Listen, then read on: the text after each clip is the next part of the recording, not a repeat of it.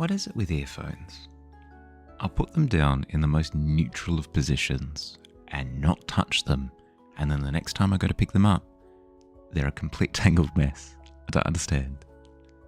How do it's magic. Hi. Welcome.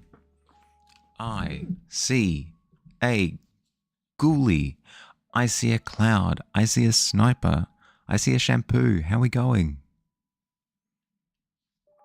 Welcome.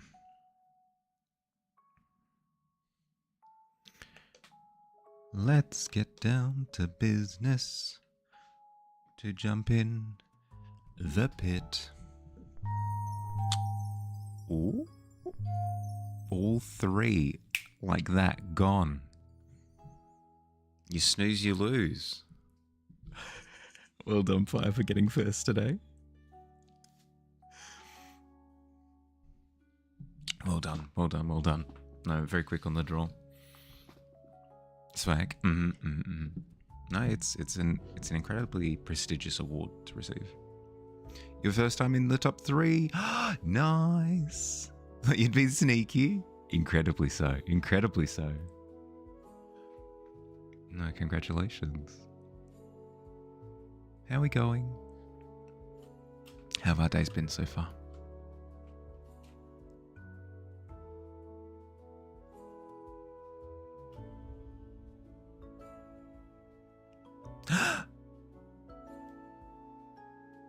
He's done it.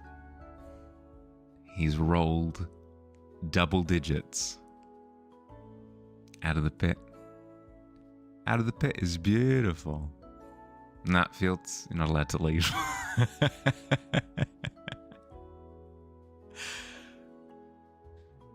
You know the rules. Yeah. Hi, PB. How you going? Doing evil art. It's art. Only have the lasso tool. There's nothing evil about that. I know of like comic book artists who use the lasso tool as like their chief utensil. Seems pretty evil to you? No, not at all. Not at all.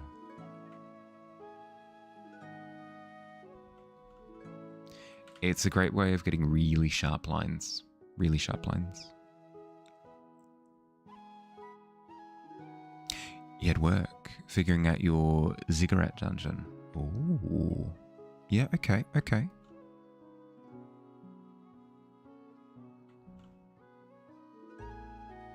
This is the one for your version of UNT?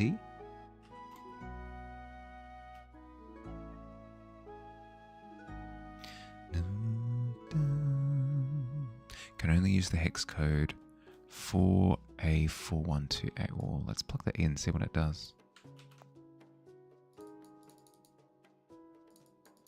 Can I plug in hex codes? Hello?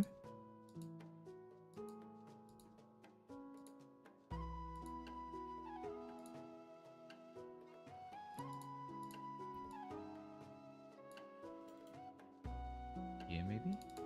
There we are.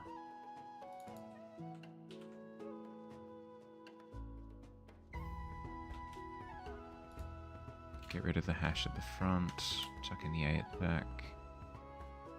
Yeah, I mean, that's a relatively neutral color. You can do interesting things with a very binary, like, color, no color kind of setup. Yeah, UNT once. Billy helped you a bit. Oh, nice. It's dubbed the worst color? How is there a worst color? It's all about application.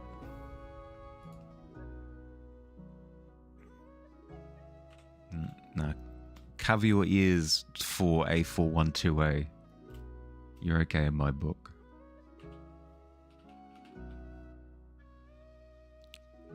Go get a shower. Enjoy.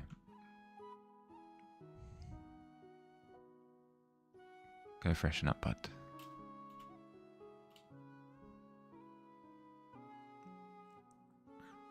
It's called Pantone. Huh. No, I haven't heard of it before.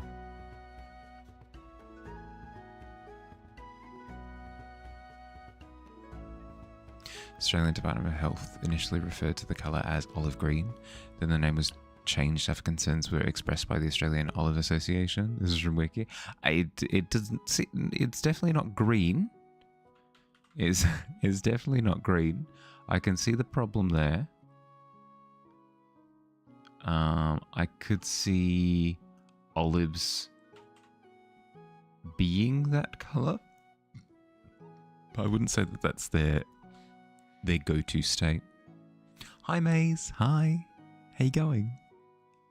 Is an Australian Olive Association? I'd imagine so. Sounds about right. Only one way to find out. To Google. Australian Olive Association. Yeah, there it is. Australian Olive Association homepage. Boom. The AOA. Whoo. Today I learned. Yeah, I'm Aussie. I've never heard of it before, but it sounds about right. You've got associations for most like food products and stuff. Like I'm sure there'd be like a dairy association or a butter association or something. Like it's not unheard of. It's very normal.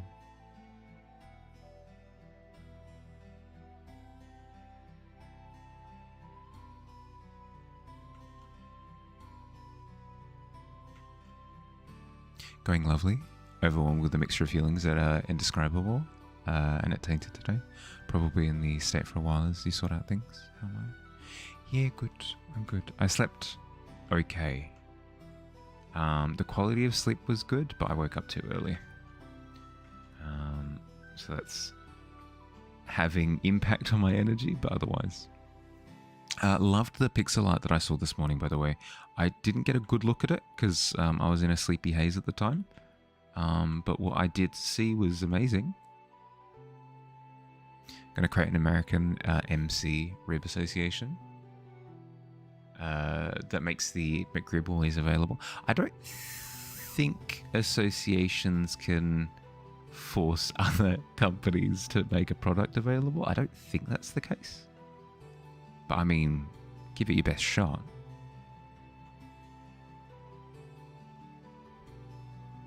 You have a lot to learn, but got to start somewhere.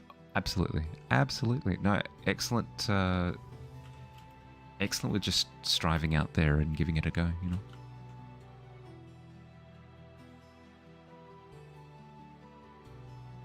You're gonna make Kiro wait now? Oh no.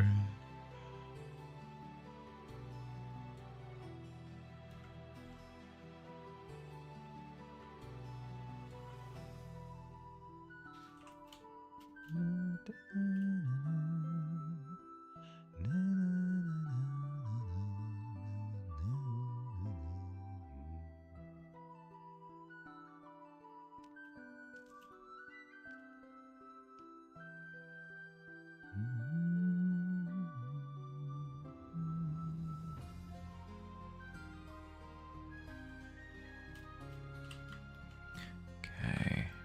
Oops. I'm now going to do a thing where I play around with a couple of looks and see what I prefer. The one big problem that I'm running into is the lighting isn't looking quite right. And I think it's because I'm applying it too flatly. With the light coming up from underneath, yes, it should be quite bright, but bright light also creates pretty dark shadows as well. So I need to reflect that. So for example, the top of this brow here should be a lot darker than it currently is.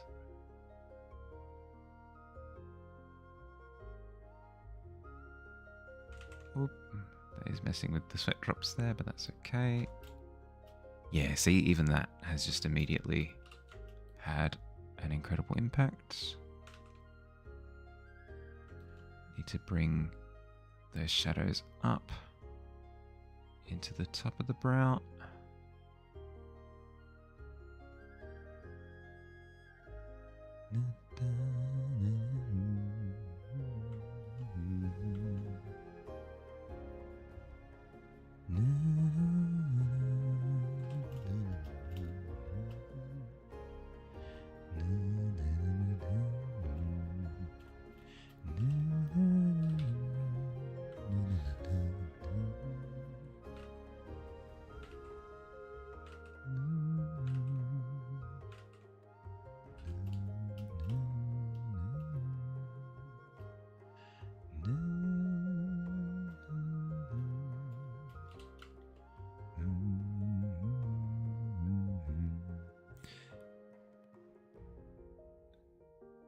raising the cooler out of existence. I feel as though we're breaching some health and safety regulations at that point. Gonna improve on your playwright art. Fair. Add some shading, maybe. Wow, that's the plan. Oh, as in add some shading to your... Yeah, okay. I thought you were like, add some shading to Moltres, and I was like, yeah, no, I completely agree.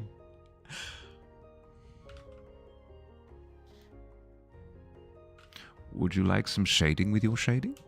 For your next task you give yourself, you have a character design, but you're struggling deciding on pants, shorts, and shoes. Need something casual, and this character is going to have a Hawaiian shirt, so contemplating. Well, if you want a chill character with a Hawaiian shirt, that's kind of shorts territory, because it Hawaiian shirt screams casual, like super chill, like Hawaiian shirt, shorts, sandals kind of thing. Flip-flops, thongs, however you want to refer to them as. That's immediately what comes to mind, if that helps at all. But it depends on the character. The character could be full of contradictions. That could also be part of the character, where they go with like a Hawaiian shirt but like business pants or something. I don't know. It's up to you.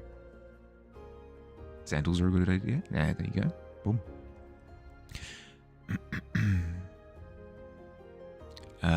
You'll never tell anyone how to improve art. It's backseating. You don't know how to art, so... I mean, if somebody asks for your opinion, surely you'd give feedback. Because that's something important to remember is even if somebody doesn't study art, it's still good to get their opinion sometimes. Because it gives you a sense of what somebody without practice thinks. Because they're going to be people without art practice who are going to be looking at your work as well, you know? It's always interesting to get feedback from everywhere. Someone else, so maybe it'll come. You'll come up with a few options. Bully your art anytime. Bully is not the word I would use. I even hesitate to use the term critique because a lot of people misuse it.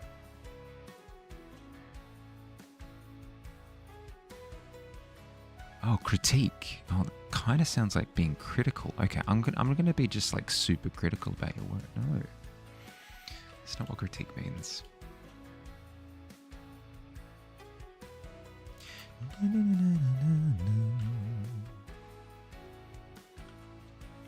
Blue jeans and I'll light up Lightning McQueen Crocs. Yes.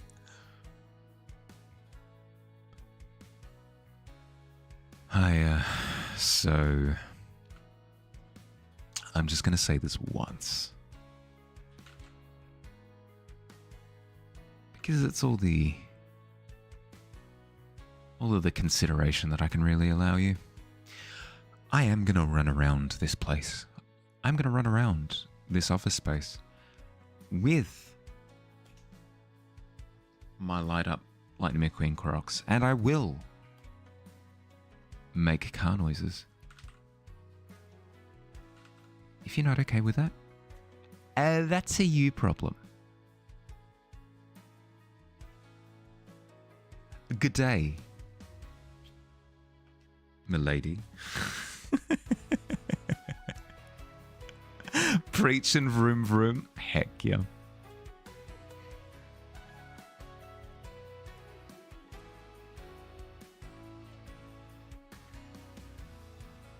Most things should end with Milady tips fedora. Most things. I can't think of many things that shouldn't. How am I going to run in blue jeans? I got a lot of practice. Years of practice.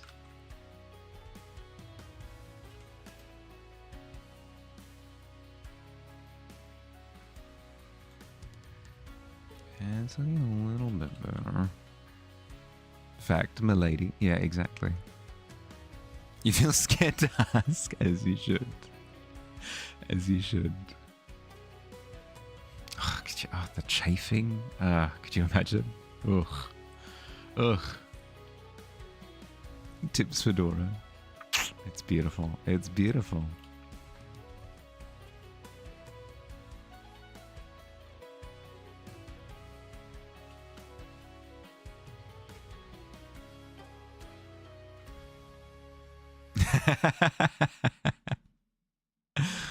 It's it's like in those anime where a character enters a room and then everyone goes and then there's like radiating aura around the person who's just entered, you know? I don't know who that man is, but he has an evil aura around him.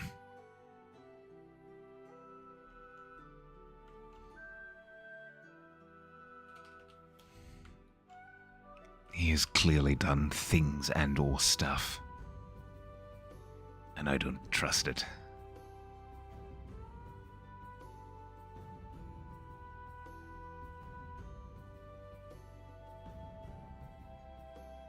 His energy reading is it's off the charts again, because the previous guy was also off the charts, so we had to adjust it. Especially after the guy before him, who again off the charts, so we have to keep adjusting the readings. But even still, this new guy off the charts again. And all stuff totally adds to this. Yeah, exactly. Capable of anything.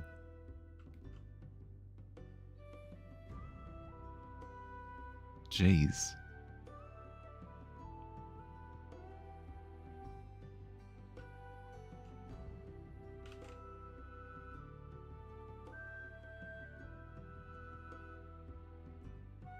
Sense the antagonist's energy, like a smoke that fills your lungs with its toxicity.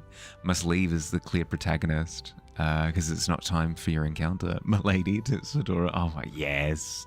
That's the vibe I'm looking for out of a protagonist. Fearing for their life, but they still find the time to tip their fedora.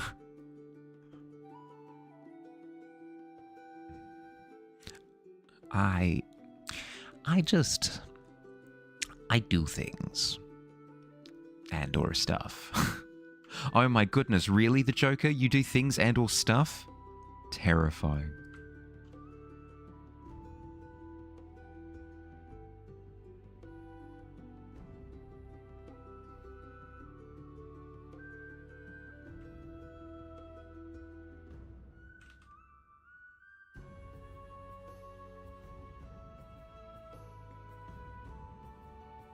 My father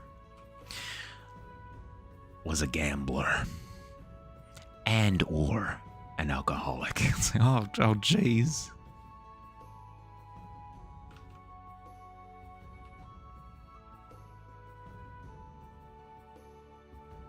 Because you know what they say, it's the ambiguity. It's the ambiguity that really cranks up the tension, you know?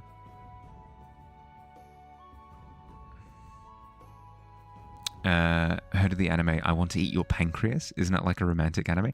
I have no idea. This is my first time hearing of it. But I mean, it sounds pretty. I mean, it's a big gesture, and if romance is anything, it's big gestures.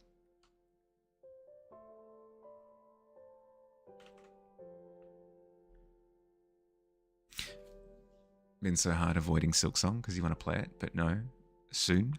But not yet. Is it time to acquire the buggy mess of a game? Wait, is Silksong buggy at the moment? Are they waiting for patches and stuff? I have similarly been holding out. It's been tough because a lot of buddies have been playing. Like Gav went live and streamed Silksong this morning. I had to drop in and be like, love you, buddy, but I can't. I'd love to watch, but I can't.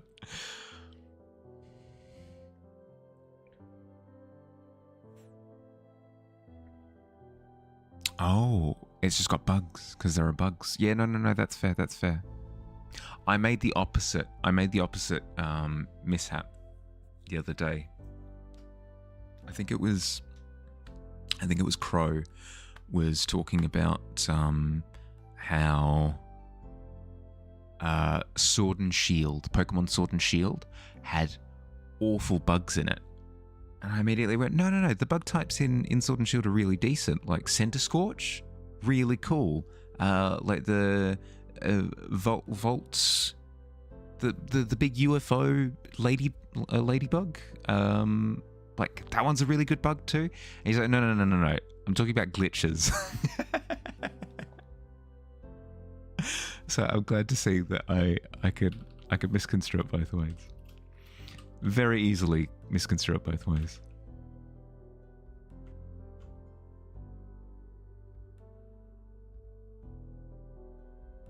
I'm the worst. I'm a smarmy, sarcastic son of a gun all the time. But then as soon as somebody else hits me with sarcasm or any sort of just like little like hee hee ha ha, I immediately take it at face value. Immediately. I'm terrible. I can dish it, but I can't take it.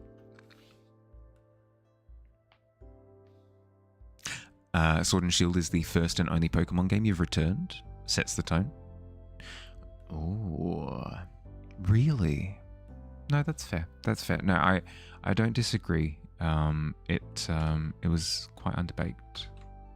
It'll always have a special place in my heart, though, because it's the first Pokemon game in which I got into the competitive scene. So it'll forever hold that special place. Now you're wet. Well, glad to see that bucket trap that I set up above the door worked like a charm.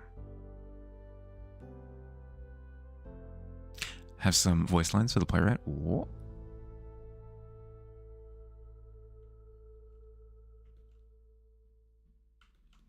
Make sure to write them down. You don't want to have the genius idea and then not be able to remember it in a couple of days. Beat the league, caught the dog, rage quit for many reasons. Didn't completely hate it, but it was virtually unplayable for you. Oh, as in glitches and bugs and that sort of thing. The bucket trap also shaved you? Oh my goodness.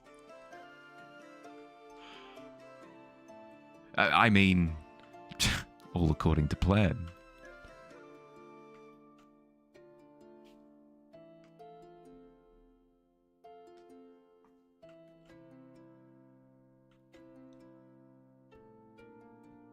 He speaks like an actor in a Shakespearean play. Ooh. Okay, I can see it.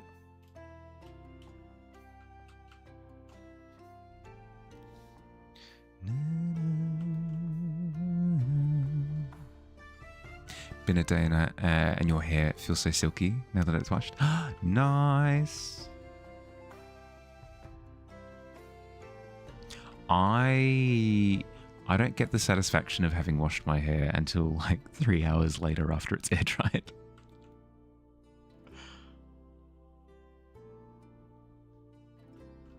I feel like a drowned rat between point A and point B. Jiren, you couldn't connect. The Aegislash ruined any after story for you. And Zero lost half his team, including his starter, because the game ate them. Oh, yeah, no, okay. No, I didn't have any experiences like that with the game.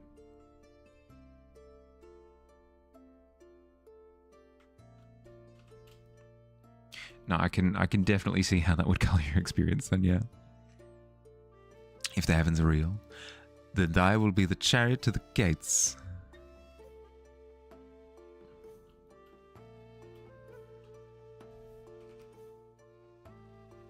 It's still very wet, but it says grimy.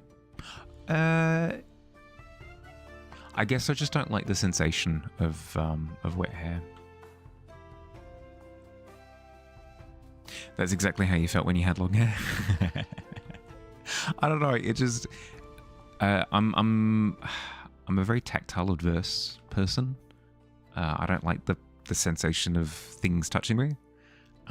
So hair kind of sticking to my scalp and my face and getting in my eyes and dripping on me constantly. It's just not a good time. Not a good time at all. Loved a lot of the Pokemon that it brought. Loved the team that was brought about. So it wasn't the worst of the worst. Just in need of work. And after Let's Go, you were spoiled too much from the fun.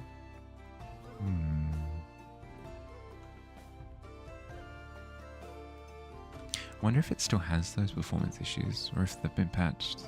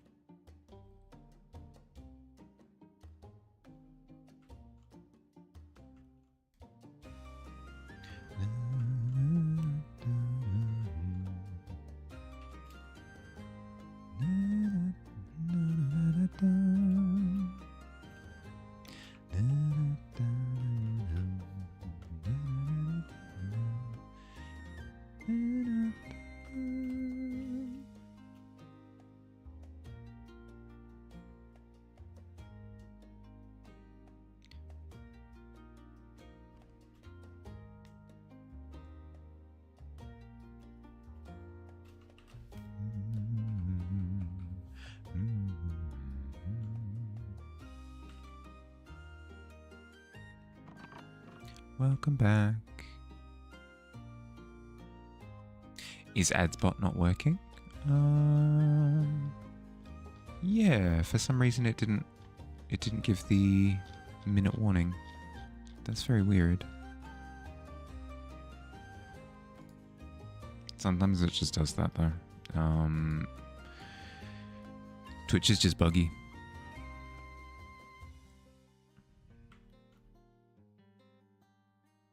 If it's not rock smile, it doesn't want to touch it. I mean, even then, I get a little bit weird with the tactile sensations. Like, I struggle a little bit with the fact that you need to use chalk for rock climbing. Put it into Shakespeare Translator. Here's what you got. If 't be true, the heavens are real, then I shall beast the chariot to the gates. There you go, boom. Ooh. There you go.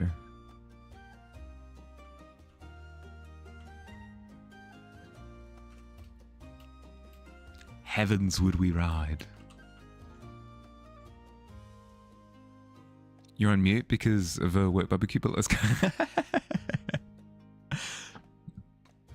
Seen the chalk gel? I would struggle even more with the chalk gel. Because at least with chalk, I have at least that sense of, what's the word? I have the initiative to be able to like dust it off or wash it off. Whereas as soon as something is sticky and like adhesive, then we've got a problem. Not even adhesive per se, but as soon as it's like a liquid that's like stuck to my hand,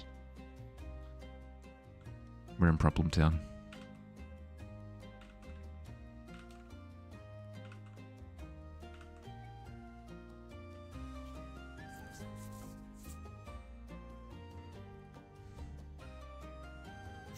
If to be true, thee kicketh the bucket on these lands, 'tis in vain.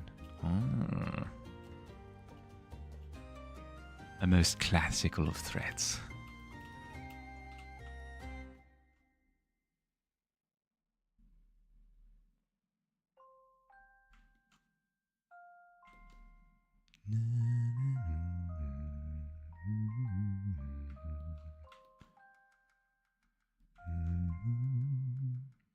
You can feel the sleep grasping for you. Run with it. Run with it. The best thing you can do is use that as a bit of momentum to go directly to sleep. Don't linger. Sorry, not to kick you out, but like, if you need to sleep, please do.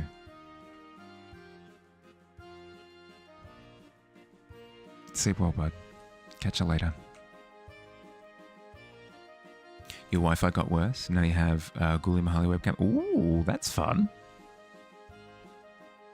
Ghoulie Mahali webcam. Trademark.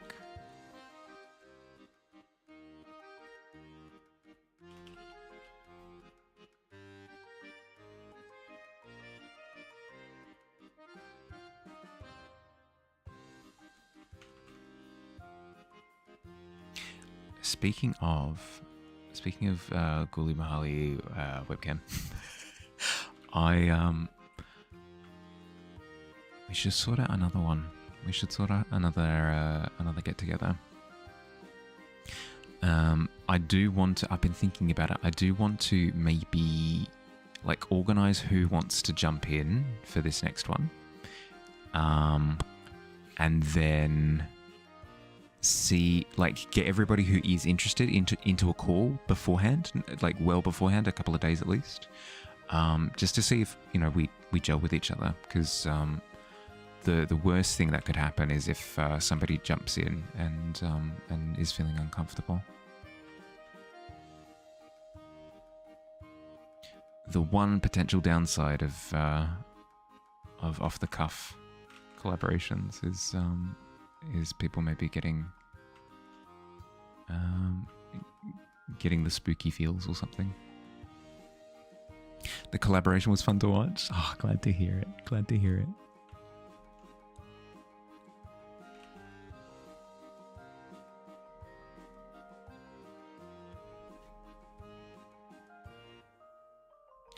What time will this be at? Use your time zone, because that's all you care about, my lady. What time is it for you now? The goal would be to start an hour before this. On a Tuesday, I think, was what worked for Ghoulie last time.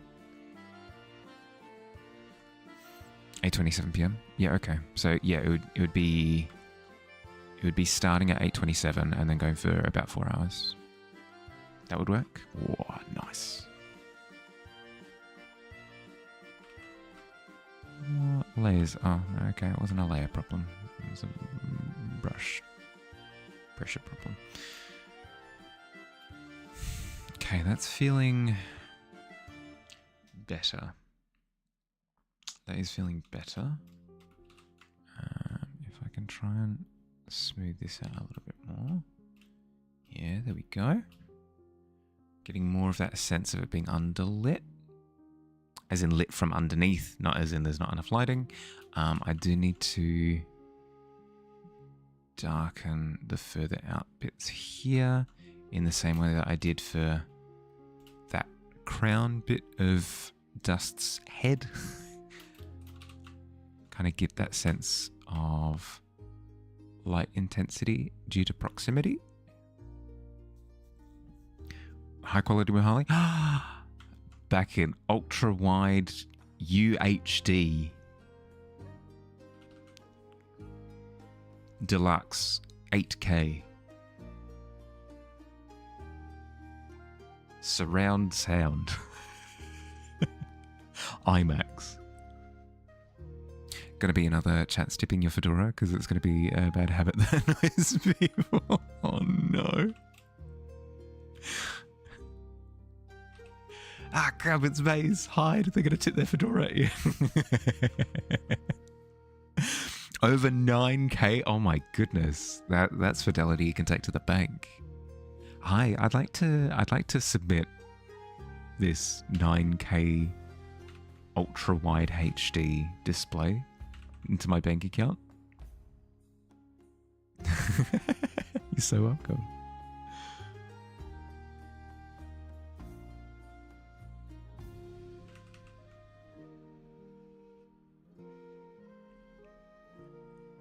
Throws it in a vat of acid that puts it back up. I mean, it's a spruce up. You've heard of acid wash jeans, right? Ever heard of acid wash fedora?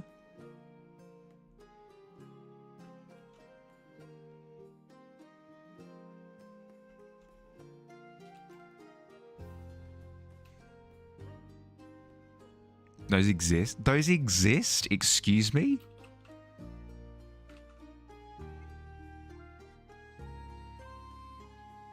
What kind of black magic is that? That's what I'm saying.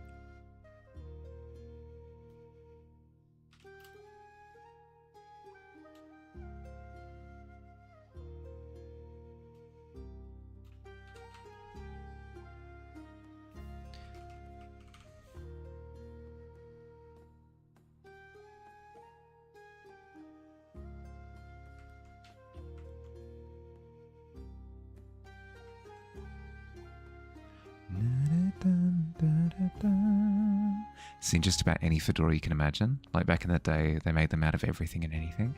Really? I have to look this up. I have to look it up.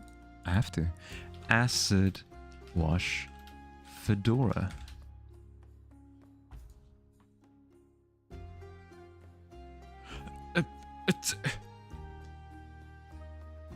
It actually does exist. There are so many different iterations on it as well. No, those aren't fedoras. Those are bucket hats. No, but like there are fedoras as well. That's really cool. I mean, lame. Definitely lame. Pixel my search didn't happen. Yeah. Okay. Let's grab them.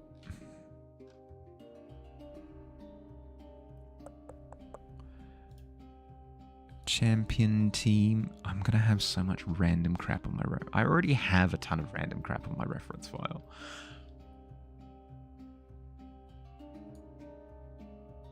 Okay, we've got a few to choose from. Let's go with this one for a start. Then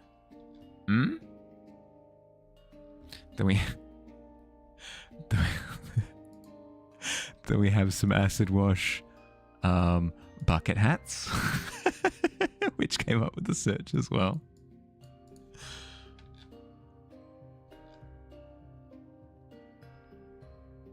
Oh, we've got acid wash cowboy hats.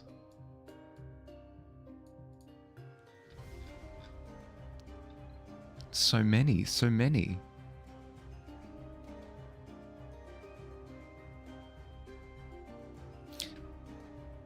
And then we've got this lady in a fedora that's not acid washed. This is the quality of a good Google search. What can I say?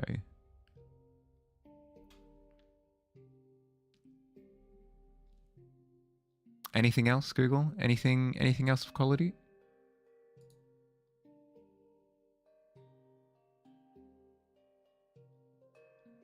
Yeah, a blue denim. A denim acid wash fedora? Ridiculous. Absolutely ridiculous. Okay, you'd wear that cowboy hat? Fair. No, it's super cool. It's super cool. Very rustic. When you're in high school or sometimes similar, 75% of hat aisle were fedoras. Interesting. The other ones are just screaming early 2000. Yeah. No, I can't disagree with that. Yes. Yeah, I know, right? Damn. Hey, Johnny, get me my acid-washed, burned, barbecued, chicken-fried fedora, or you're sleeping under fishes. Exactly. You gotta hit them up with a threat, otherwise they don't know that you're serious. Someone at marketing looked at the every piece of clothing and said, but what if it was a fedora? Yeah, true. No, true. No. People at marketing looked at every piece of clothing and went, what if it's denim? Acid Wash Mahali went, I don't think you'd like the look of an Acid Wash Mahali, to be honest with you. I don't think I'd like the feel of an Acid Wash Mahali. I'd feel incredibly clean, if anything. Fully rendered. Rendered of any bit of dirt or silt. Grime be gone, and also my skin.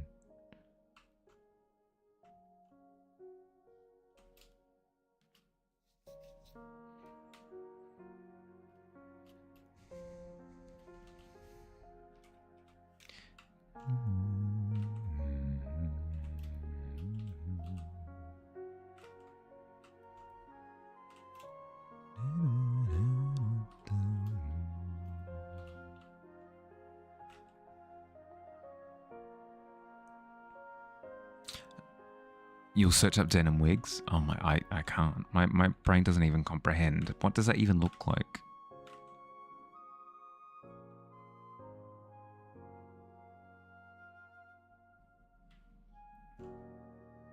It's real? I can imagine so. But I just can't imagine what.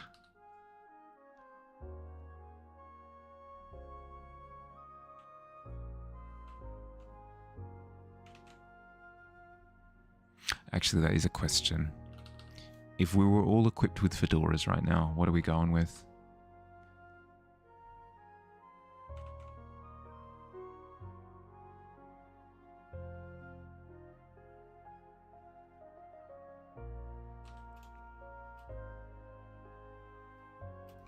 Let me think. What would I go with, fedora-wise? I think I'd go with a full Robin Hood. No, Robin Hood? Yeah, Robin Hood or Peter Pan. Look, I'm thinking green fedora with the red feather. Oh, it'd be a look. Could you imagine? Yours is crocheted, obviously, yeah. Don't doubt that even for a second.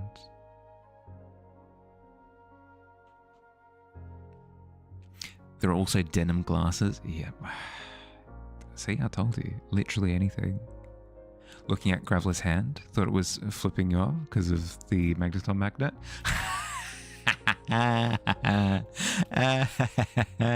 That's very funny. No, once I render the magnet properly, you shouldn't get that sense, but that is very funny. Thank you for pointing that out. That's incredible. Beautiful.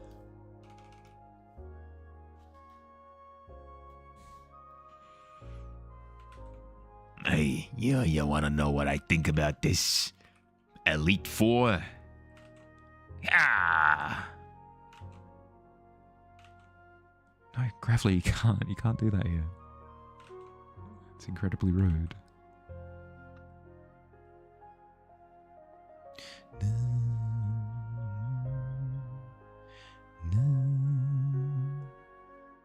Grin on the Graveler makes it better. Makes it better. Yeah, I can see that. I can see. Hey, no, he's incredibly proud of what he's done. Now dig on this.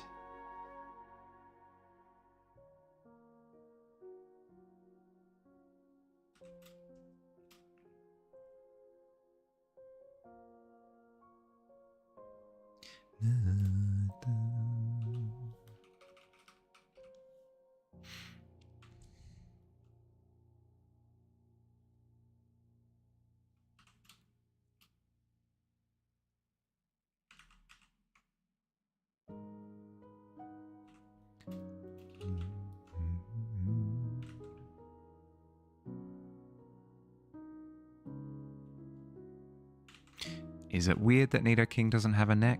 Yes. Yes, it is. It feels weird that Nidoking doesn't have a neck. Does Nidoking have a neck that I can add? No. Nidoking does not have a neck, therefore I cannot add a neck for Nidoking. What are my feelings on the matter?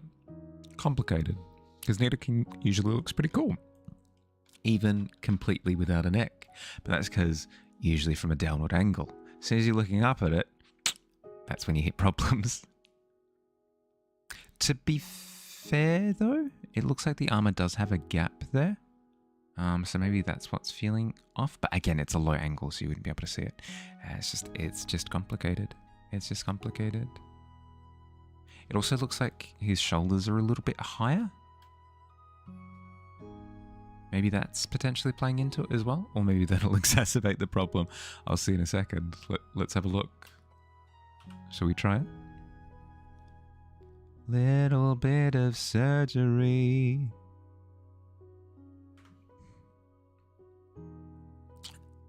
Gonna get a fedora, wear green, red striped shirt, black pants, Wolverine gloves, and go to Elm Street. Yeah, no, that's the full look. That's the full Freddy Krueger look. It's a good look. What can I say? It's an iconic look.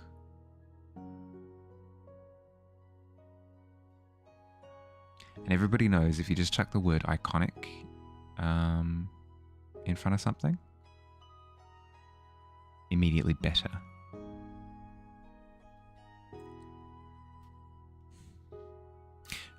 What you think about making it your final evolution?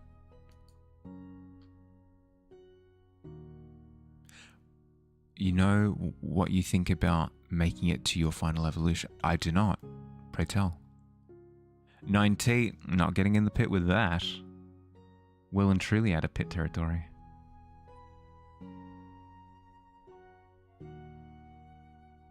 Ooh, actually, the raised shoulder helps to communicate the angle a little bit better. I do like that. I do like that a lot. Yeah, okay, we'll go with that then. Throws a lollipop at me. Need energy for that surgery? Oh, thanks, bud. Catch that midair and chuck it into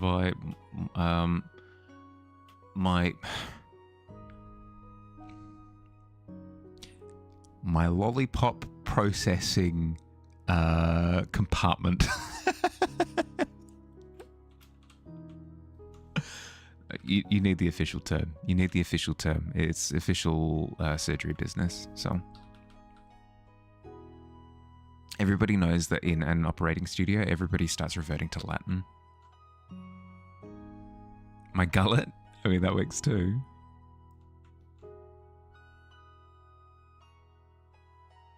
You're suing the die? What? Because it sent you to the pit? Enjoy your time. The amount of times that the die has been sued but won its legal battles, I wouldn't bother. Double pit.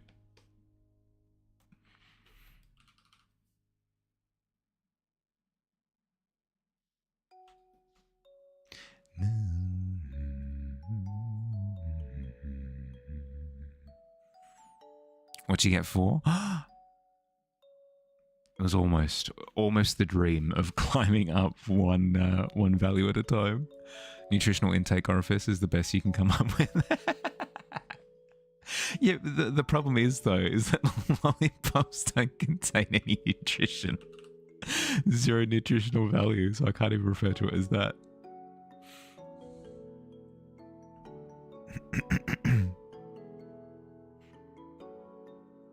What are you looking for now, BB?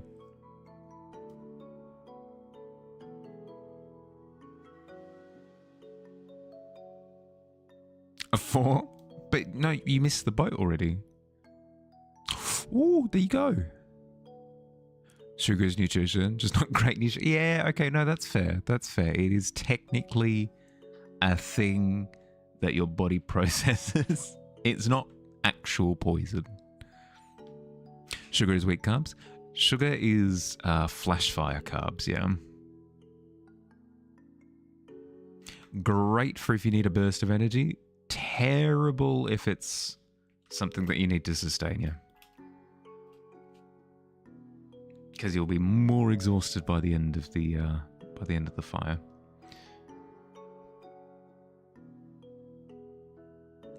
Yeah, no, that shoulder ought to be larger. Looking at this one and the reference image. How much larger is the question? Hurts your stomach if you eat too much, but you have ADHD. And that does not work as intended.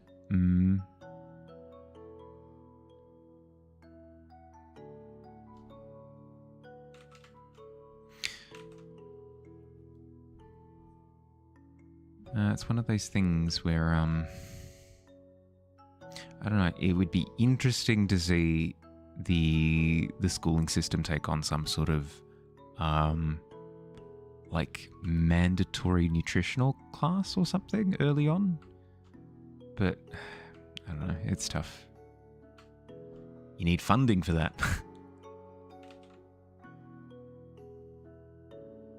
Do you rephrase? The burst of energy doesn't energy burst because you already have energy burst. Ah, right. So you just get hit with the lethargy afterwards.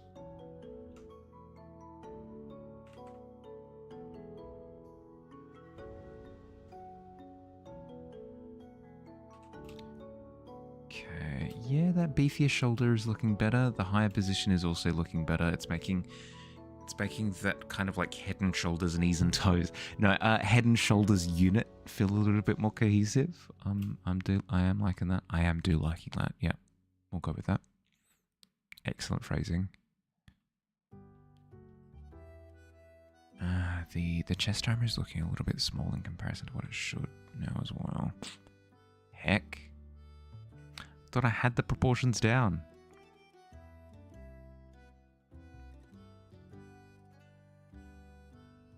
Alright, it's getting pretty late. Catch you later, bud. Sleep well, BB. Enjoy your rest. Where do you get funding? Food corporations who much to gain by twisting research and manipulating the youth with the ideas that their food is the most nutritional. Yes. I feel as though that was more the case back in the day with like the advertising monopoly that cereal companies had, looking at you, Kellogg's. But I feel as though that's getting less and less the case with like online reviews popping off quite a bit. Maybe that's cheating a little bit in the sense that I'm more talking to like awareness consensus, more so than fun. Like they're probably not losing cash.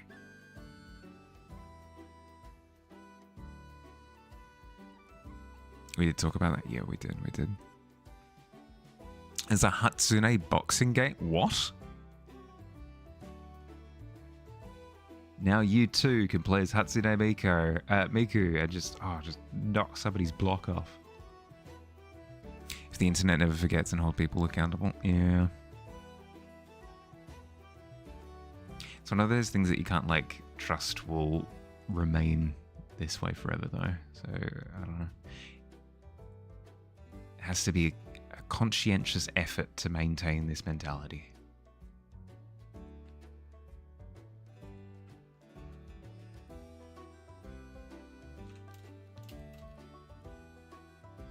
Okay, that shoulder's looking better. The chest piece is looking not as large as it should. Maybe? Am I just okay with that? I do want to pitch the center of the chest piece upwards a little bit more though.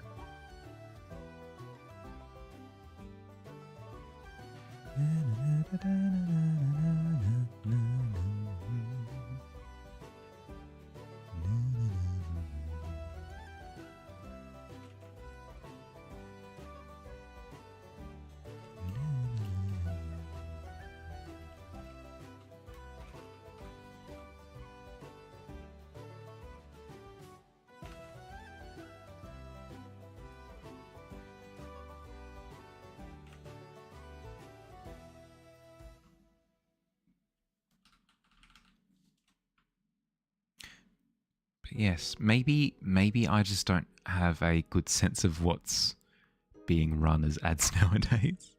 Because with YouTube Premium, I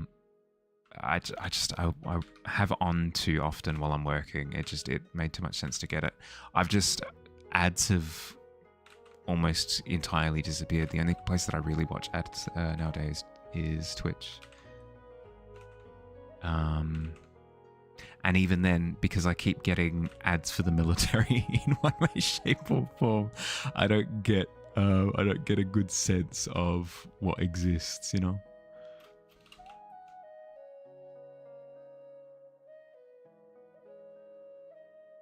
I don't know what it is. I'm sorry if I keep mentioning it, but I exclusively get ads for the Air Force. For the Australian Air Force, for the Australian military, and for the Australian Navy.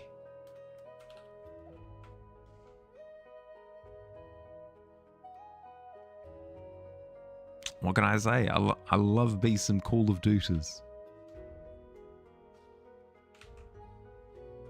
Put me in, coach.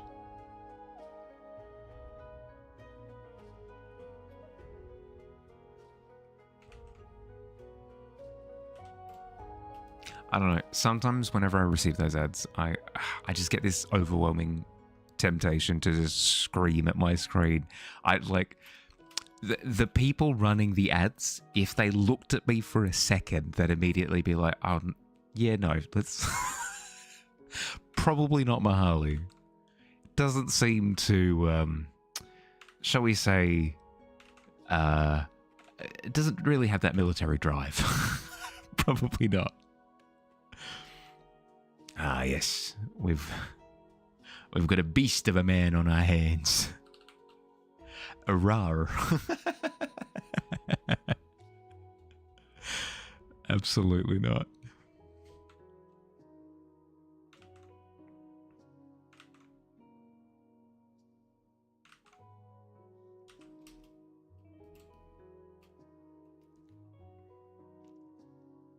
Welcome back.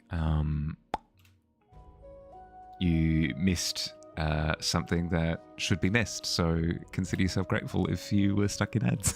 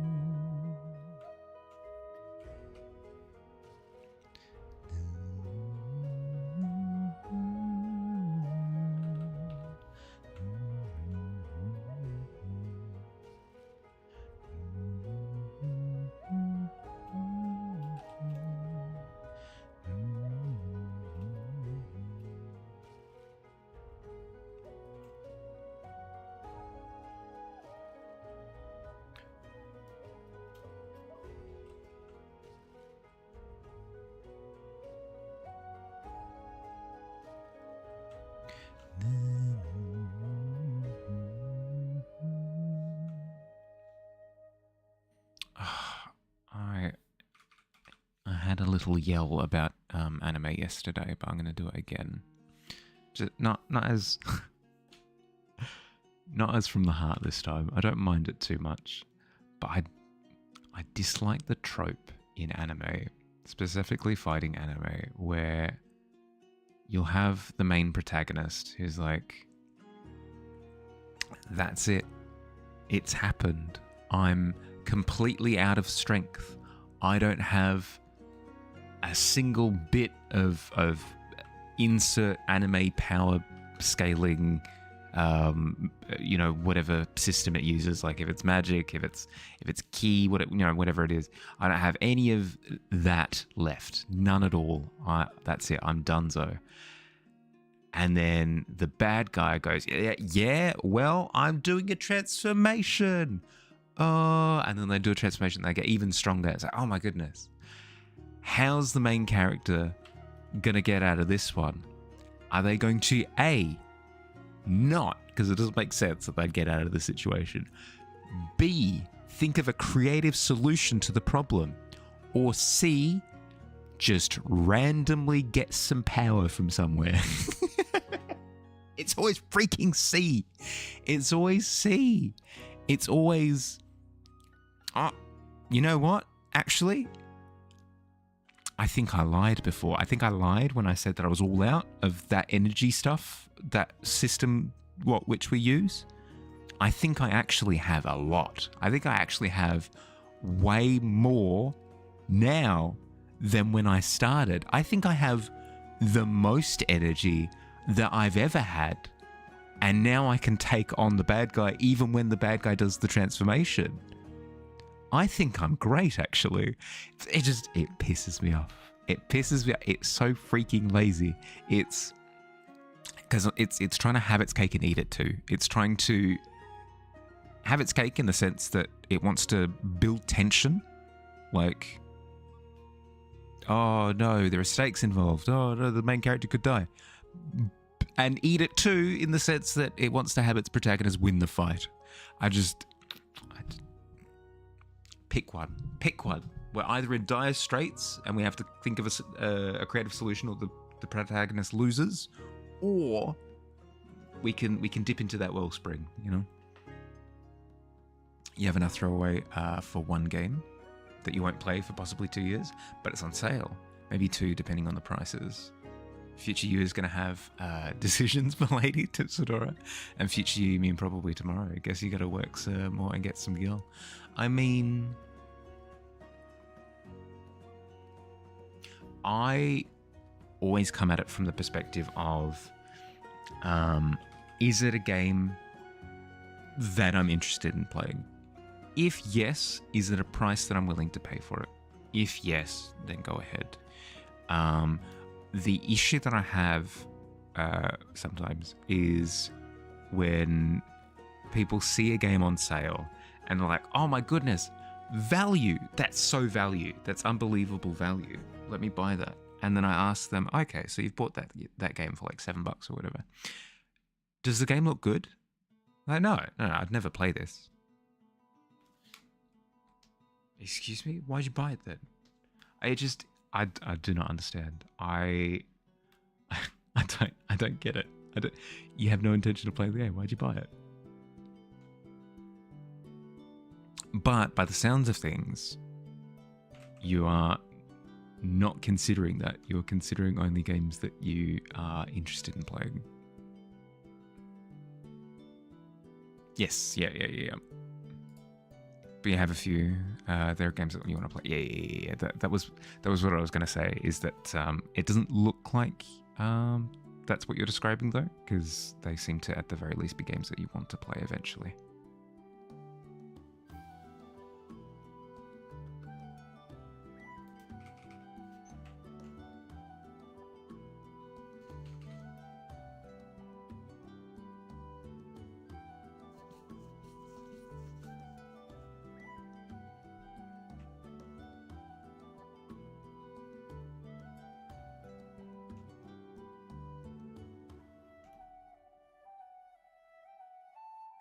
I've done it a couple of times. Like a couple of times I've picked up like a humble bundle of a few games. One that I really want to play, and then a couple that I'm like, it's fine, whatever. For example, Ticket to Ride, the game version as opposed to the board game. But I've got literally nobody to play it with. There's no way that I'm ever going to play that game. As you like to say, consumerism is a hell of a drug. Buying stuff because you're conditioned to buy things on sale. Yeah, I guess. Just don't.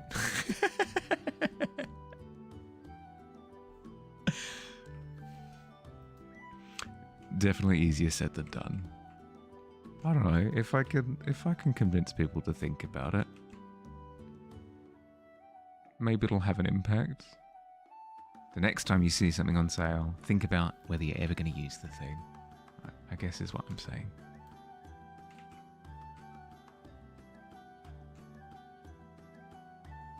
Usually Final Fantasy related. Want to get all the SE games eventually, Square Enix games eventually. Getting close aside from the newer ones. The newer ones are always an arm and a leg is the problem. Especially with the price of games hiking up. And Square Enix constantly releasing more. If you're getting all the Square Enix games, does that include Power and Wonderworld? Technically part of their catalog. Took you a long time to stop buying things that are on that are like buy one get one half off. Do you really need 2 of the thing? No, so you can save yourself a few bucks. Yeah.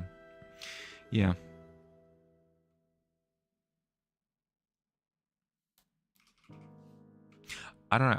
I came to the realization that I tended to just have a little bit more cash in the bank when I don't buy things that I don't need.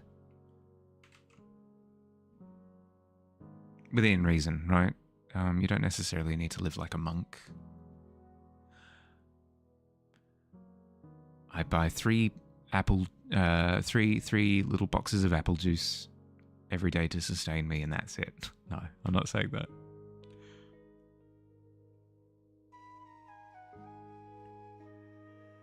Don't collect much. Most of it's art, comic or games, usually digital for convenience. Yeah, fair. Live the camper life, so can't accumulate much. Yep.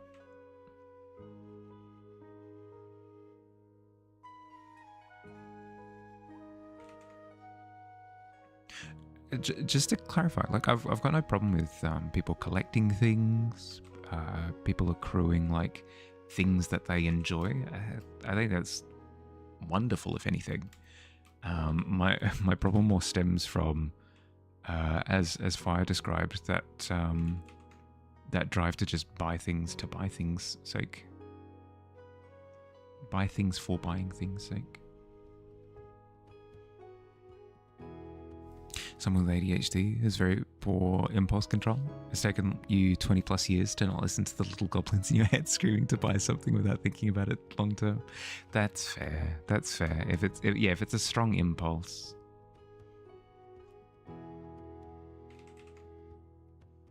Glad to hear that it sounds at least like you've gotten a little bit of a handle on it now. There are also worse vices. There are also worse vices to have. So consider everything I'm saying with a grain of salt.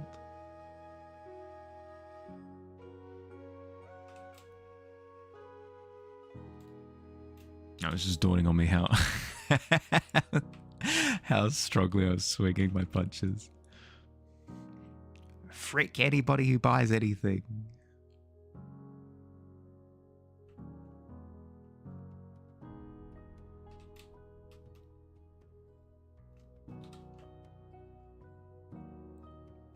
Also the type to put something in your cart, whether games or otherwise, and then never buy it because you forgot or wait too long. Obviously didn't need it. Yeah. That's a good realization. Like, you know what? I actually don't mind that I don't own this thing now. Everything has nuance, yeah.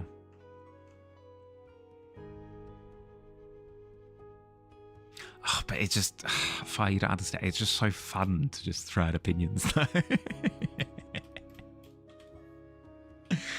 Speaking of addictive.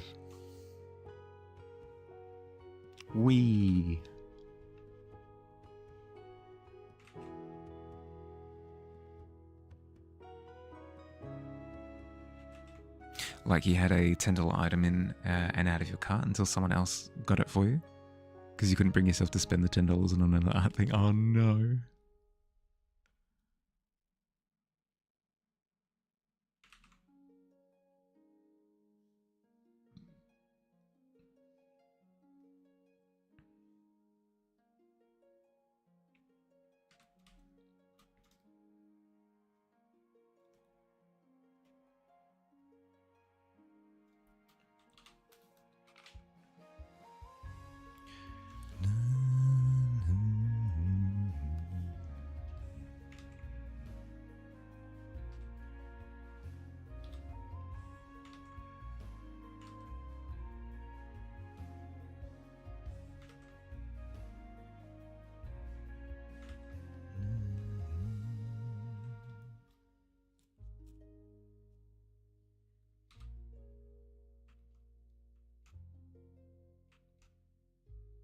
Add a little blue in there to kind of pop the shadows forward even more. Add a little bit of color variety as well would be nice.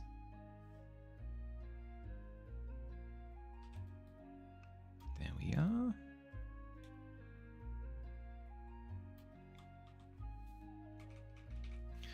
We can really brighten this part of the armor at the front. Sounds like you and your husband. You'll sit on something for a hot minute, all the while talking to him about it. And then he'll just buy it because you've been talking about it forever. That's very funny.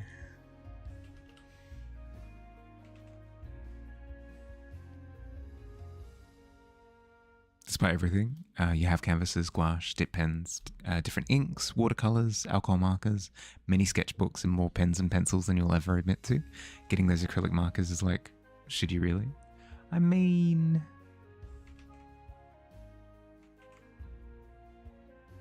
That's fair. But I don't know, art is a weird one because you kind of need to maintain your enthusiasm, and if getting a new art medium and playing around with it is something that encourages you to, you know, do an art, it's kind of worth it.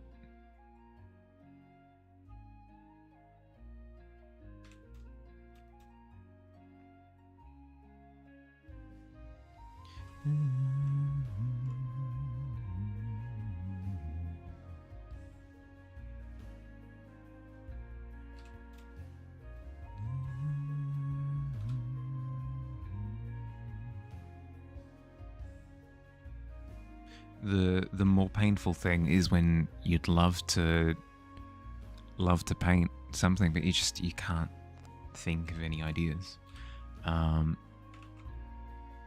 If just like, oh, you know what? If I pick up some charcoal, I'm immediately going to do X, Y, and Z. I don't know. It's a thing that should be cultivated.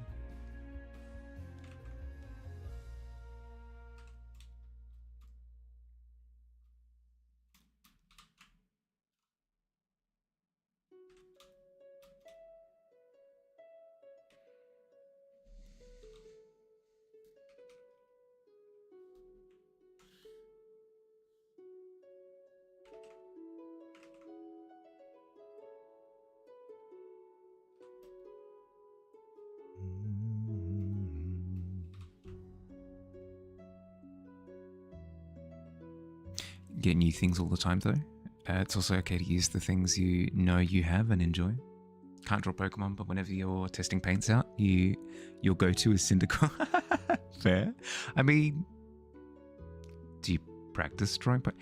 I'm going to sound like a broken record, but practice does, in fact, make perfect.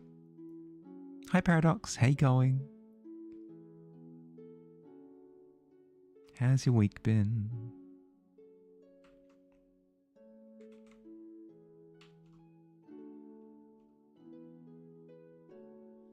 Doing good. Great, actually. Found out that your next fursuit / costume for next year's Lilac City Comic Con. Found out what your next... Oh, okay. That's fun.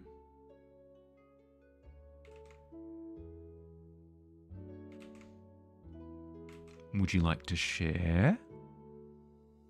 What's the Malamar? Ooh.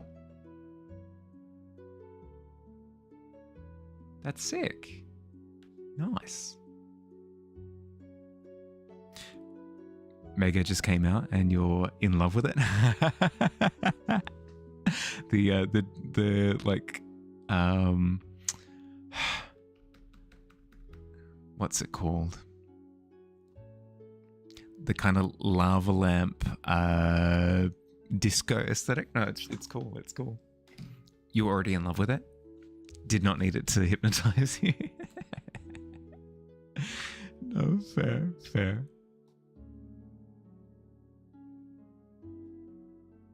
Psychedelic. That's the word I was looking for. I was going through all the options in my head.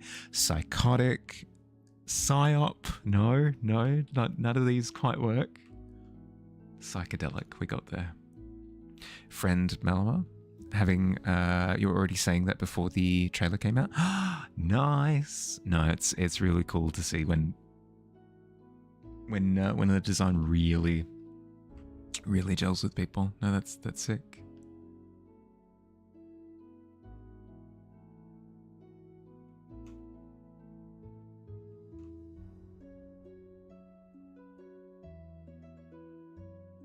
You've drawn like 3 Pokemon that you've liked. It's just hard for you to translate the Pokemon style into yours. That's fair. It's one of those things where if it is something that you wanted to get good at, you absolutely could. But it might take a bit of time and be a conceited effort. Like you have to sit there and break down exactly how you want to go about communicating that translation.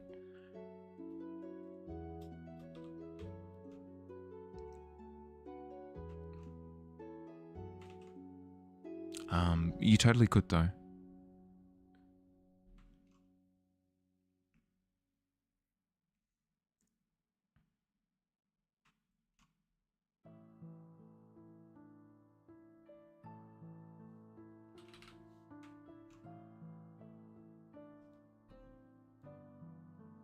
Sorry, not to be not to be like, what? You think you can't draw? Nah, but I mean, nah though. I've seen your work. I know what you can do. You want to do some pixel art Pokemon too? Ooh, have you seen? There are a lot of people online that do. You can get these little beads that you can melt together and make a lattice of beads. And a lot of people do like pixel art versions of Pokemon in that, and that looks really cool. That looks really, really, really, really cool.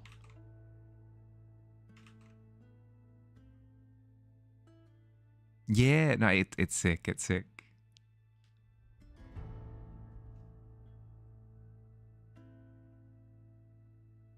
Don't remember that. Yeah, it's Orbeez is the only word coming to mind, and it's freaking not. I know what Orbeez are. You fill bathtubs with them.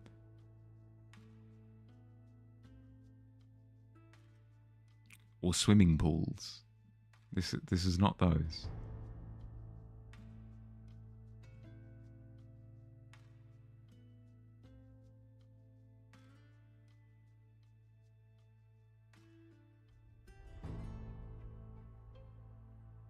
Do you not fill your bathtub? But instructions unclear. I've seen all of the tutorials online.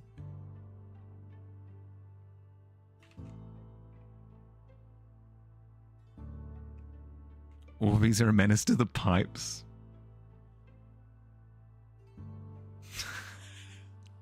God, why do I only think of stupid jokes?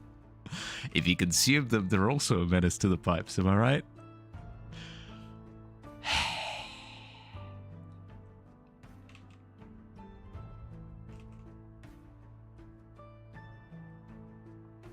It's terrible. No, don't. Do not encourage this behavior.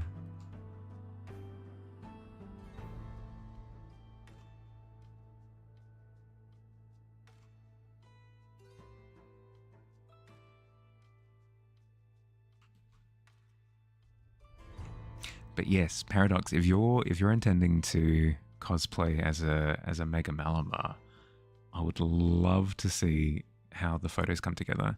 Specifically because, well, obviously just because interest, but also I'm working on translating a Shedinja concept myself at the moment for this upcoming packs that we've got this year. And I'd love to see. I'd love to compare notes.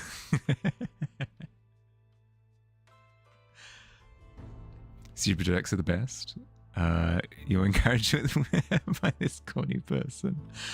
Deary dear, there's no hope. There's no hope for rehabilitation for me. Silly jokes until the end of time.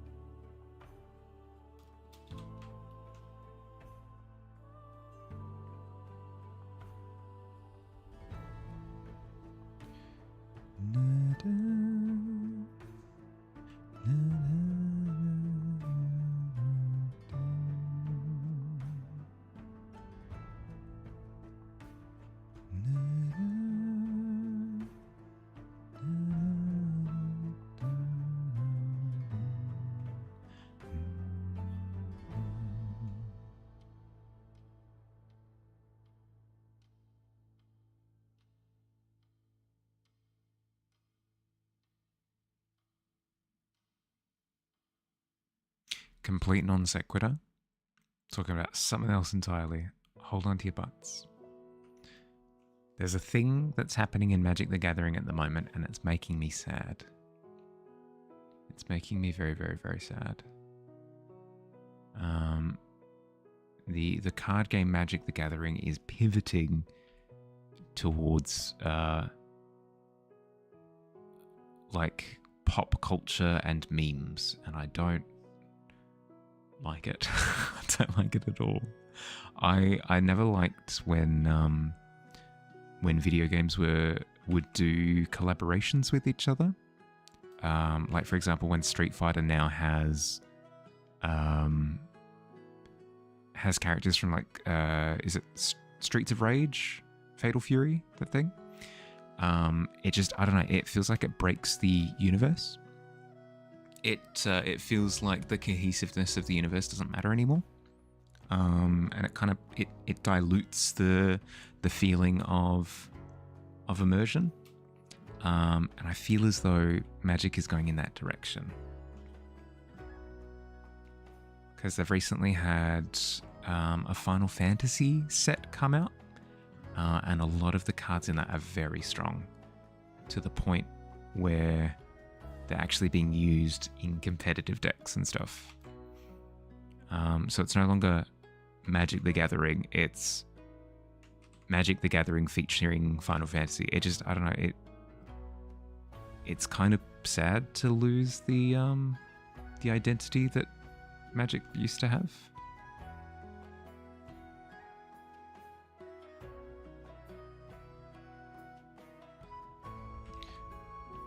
I'm hoping that it's not too late for them to course correct, but I am slowly losing out on hope.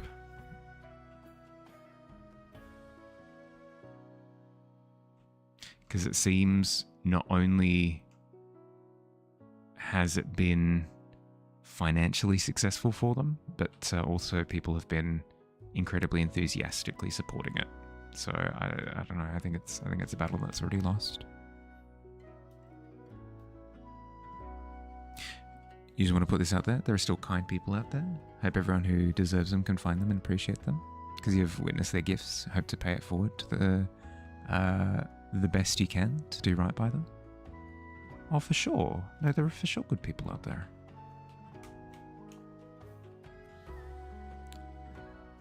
I reckon I have a good batch of eggs in my chat. a little bit biased on my part, I'll admit.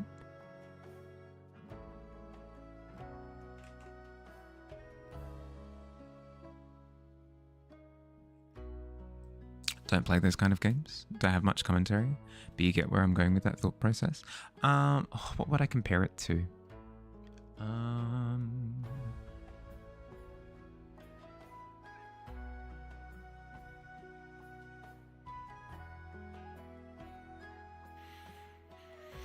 Movies and TV shows don't really do crossovers with each other too much, so it's kind of only in video games and card games and stuff where they've ripped off the seal for whatever reason.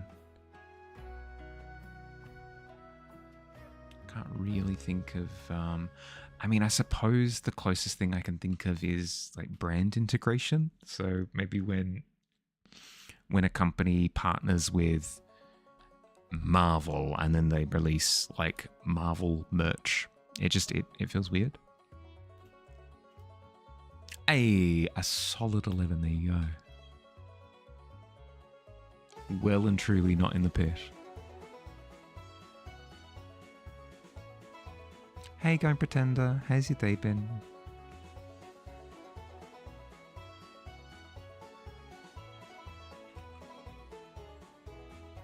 Chill? Ah, good to hear, good to hear.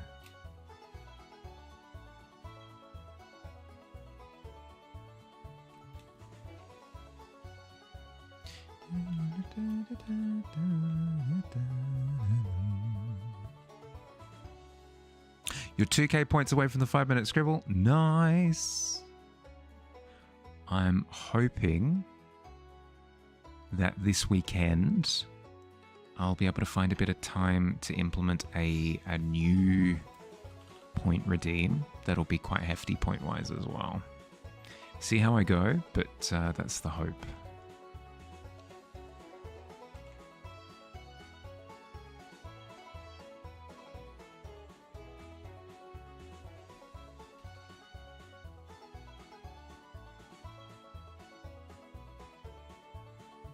Have fun with it. Thank you. Thank you. Thank you.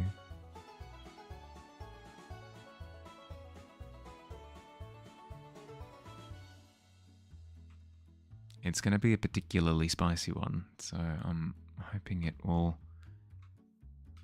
be well received. We shall see.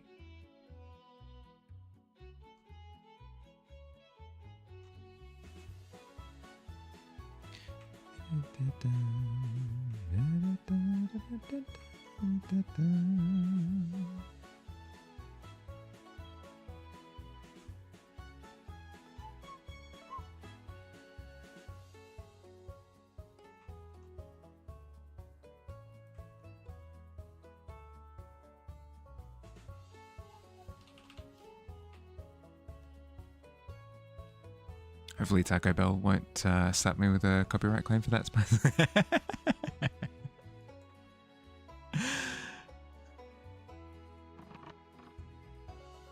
Nah, do what I want. I'll go down swinging. I'll do what I want, Taco Bell.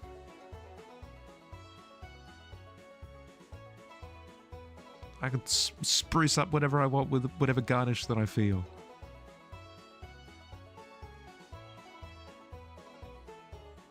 Oh, I've thought of the perfect... Oh, you ready? You ready? I've thought of the perfect example. Hopefully this translates. The annoyance that I have is best communicated like this. Imagine that you're reading a story, right? And you're getting invested in the story. Okay, I'm loving the direction where this is going. The characters are, slowly building off their experiences. They're learning, they're growing. This is really engaging. I'm having a great time. And then all of a sudden, Spider-Man swings in. And then the main character of the story goes, oh, it's Spider-Man. Oh, Spider-Man's my best friend. They've never spoken to each other before. It's never been established that Spider-Man exists in this world. But now Spider-Man's here and they're best friends and they go on an adventure. And then not only does the main character not beat the bad guy at the end of the book, Spider-Man beats the bad guy at the end of the book. And you're sitting there going, excuse me? Hello? What? But what about all that investment that I had in how the story was built? It doesn't matter because Spider-Man's there now. It breaks everything. You totally get that? Excellent. Metaphor works. It's not really a metaphor. More of an allegory, if anything. But you get where I'm coming from. That's a sick example. Pat myself on the back for that one.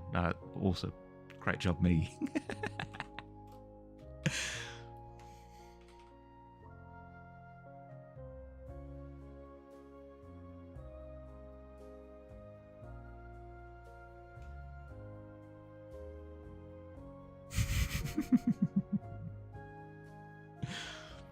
Deary dear.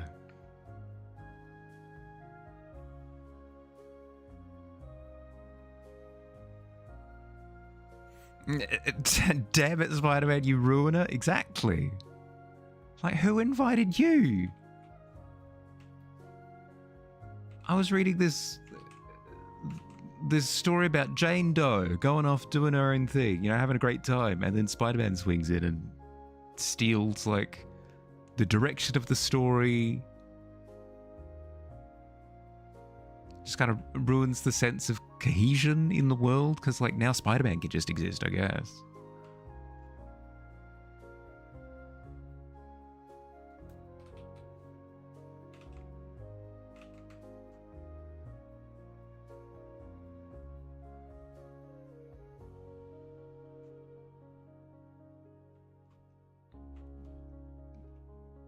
I can confidently say that encapsulates my feelings. Invited himself because he's a narcissist. Go back to the lab. You got bitten, you jerk.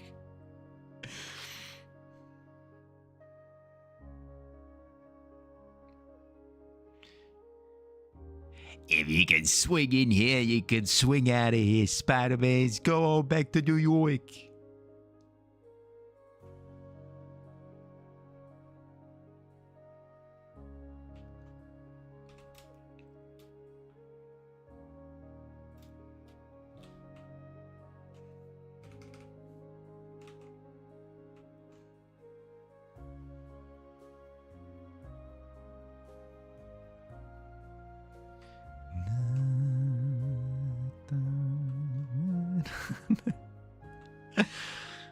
Stupid. Ugh, what?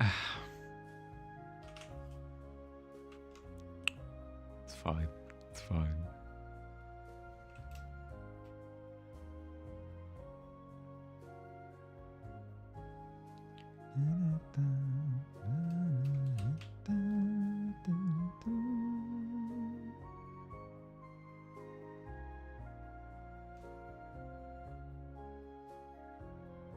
Should plan out the lighting a little bit better next time. Not better. I should plan out the lighting more in a more detailed way, so I can see the direction of lighting across the entire stage. But it's fine. It's fine. Like, general lighting is fine. We're fine. Now you're just imagining Spider-Man in therapy going, I was just trying to help. Nothing I do is ever good enough for anyone. Why be a hero when no one lets me help? True. Literally no one asked Spider-Man, get out of here. The therapist's like, get out of my office. Can't just swing in here. Get an appointment. Poor therapist is just sighing in defeat. No, if this is a Spider-Man comic, obviously the therapist is the Green Goblin or something. It's how it always it's how it always freaking goes. I'm just your average, just Peter Parker. I'm going to work at the Daily Bugle, having a great time. What? The hot dog vendor guy that I speak to every day is secretly the hot dogster.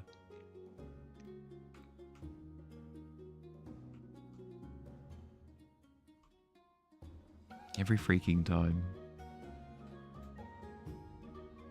Peter, if literally everybody in your life is secretly a supervillain, I think that speaks to you more than it speaks to them. It speaks to, what are you doing? What crimes are you doing that are encouraging all of these heel turns?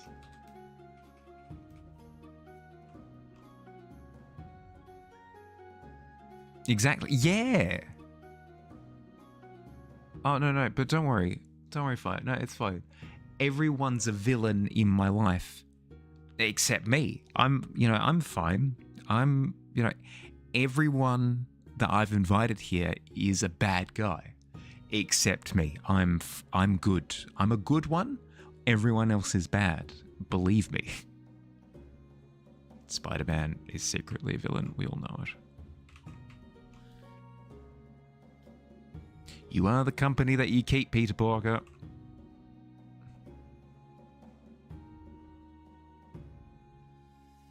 And you keep some pretty treacherous company, not gonna lie.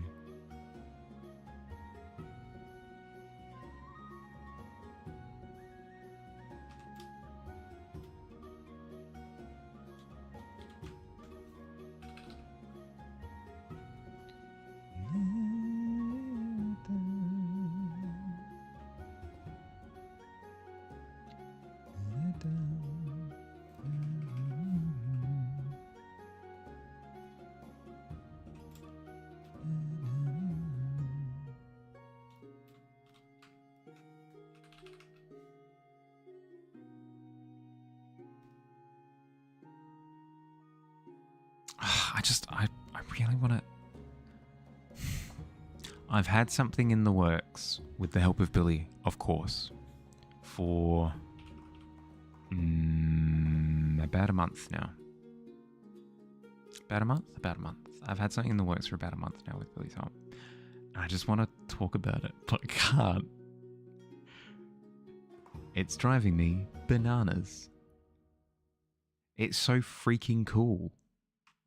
But I can't do anything because it's not finished yet. Can I drop hints? Is that allowed? Oh, is that against the rules? Can I drop hints?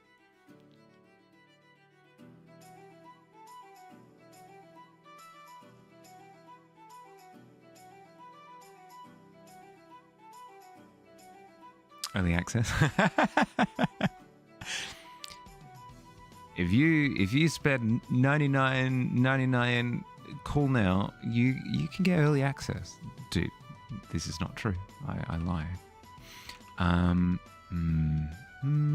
can drop a hint. I can drop a hint or two. It's probably fine. It's innocuous enough.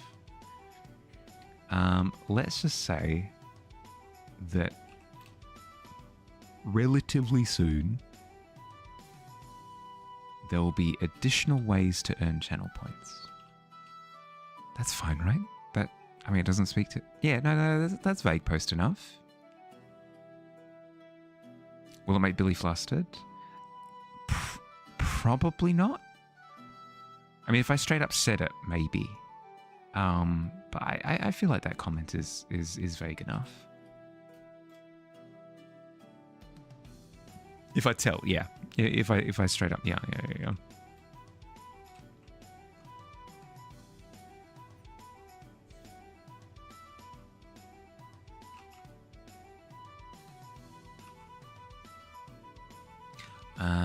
Or what's... I'll drop one more hint, I guess. Oh, I can't help myself. It involves a degree of animation on my part.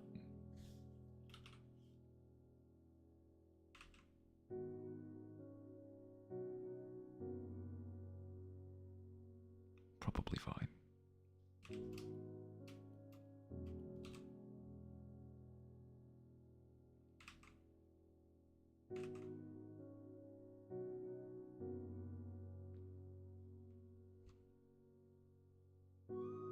It's too vague. It's too vague. I need to anchor it somehow.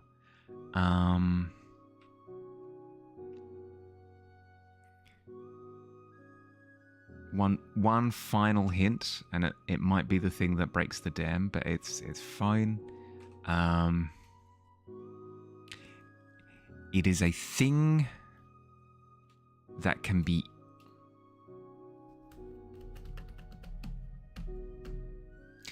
It will be a thing that you can fight for. Yeah, okay, we'll go with that. Yeah, it'll be a thing that you could fight for. Similarly to how the check-in system currently works.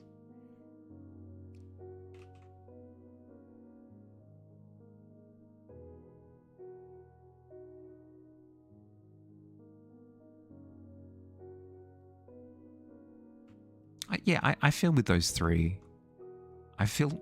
three... it gives like a more concrete direction. Yeah, no, I'm happy with that. I'm happy with dropping those three.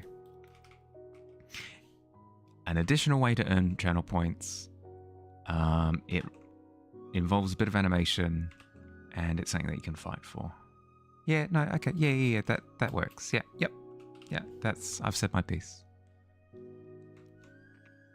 I've scratched the itch.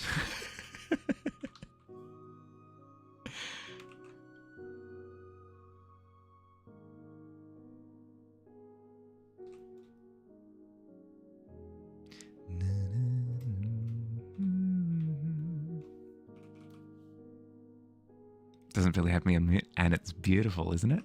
Isn't it? Oh, you're saying spill the beans completely. Yeah, okay.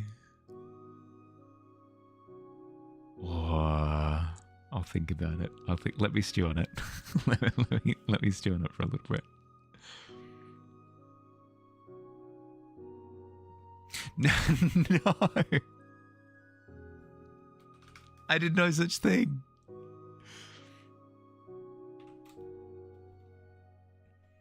No, frick.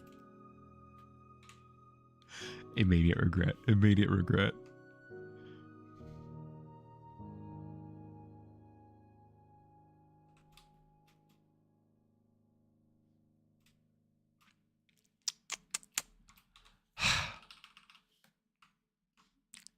Absolute tattletale. It's fun. Now we wait. It's fun being under the bus here. No, it's fun. The wheels go round and round. I'm feeling a lot of different bitumen textures against my skin. That's fun. Nice bit of variety.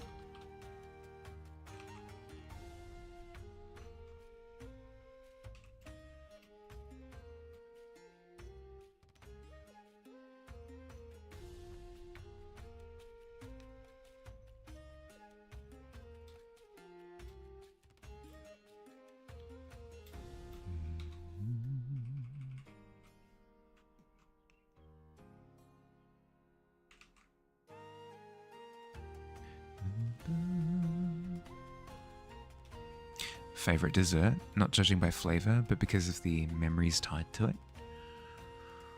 Ooh. Favorite dessert not based on flavor, but by memories. That's a tough one. Yeah.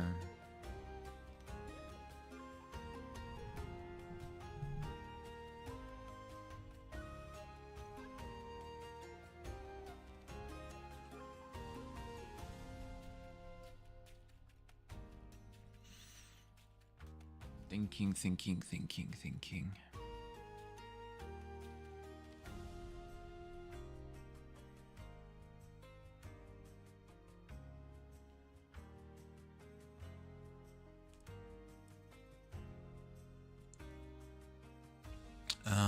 I don't like sweet things, so I don't have dessert don't have dessert often, which means that a lot of my sentimental memories aren't really tied to desserts, but at the same time it makes things easier because I have less flagpoles to kind of assess. I'll just have a few.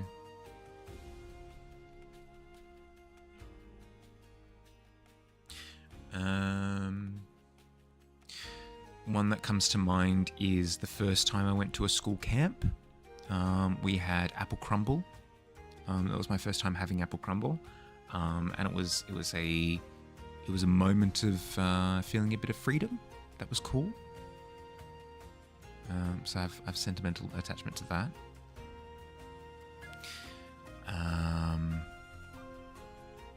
I have a distinct memory of getting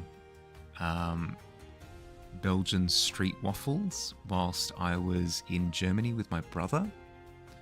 That has like a bit of sentimental value for me.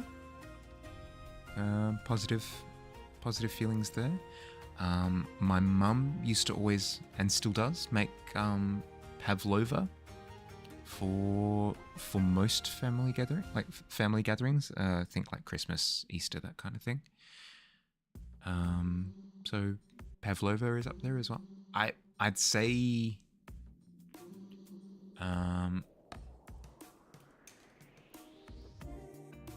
mochi donuts. There we go. Boom. I cheated a little bit in the sense that I love the taste of mochi donuts as well. But my trip to Japan with a couple of my siblings was really, really, really special. Really, really, really, really cool. It was our first time really kind of exploring the world a bit. And mochi donuts were kind of like part of that, emblematic of that. So that's my answer. Final answer, boom, mochi donuts. Yours is Little Debbie's Pumpkin Delights. First time you ate them, is at your grandma's house. Now you get them every year in fall. That's fair. That's fair.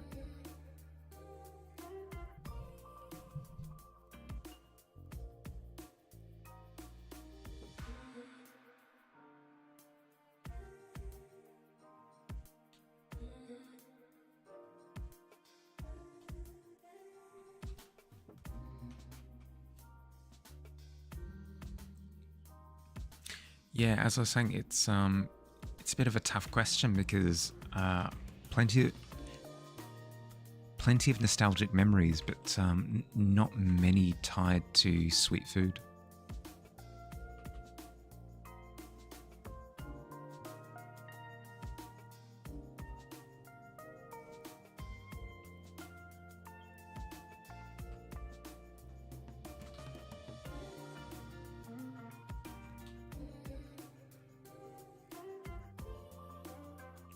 I'm surprised, actually, thinking about it.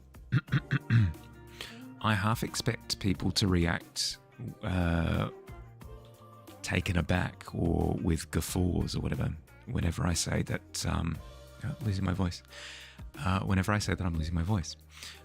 Whenever I say that I don't eat sweets, like I don't eat sweet things. But I've been surprised by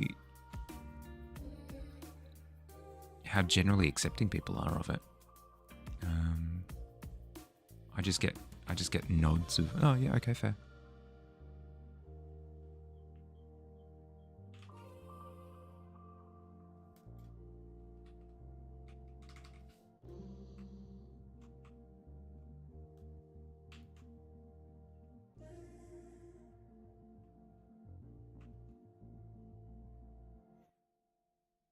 Met tons of people who aren't into sweet things.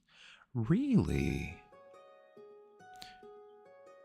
At least within my family and social circle, it's not really heard of.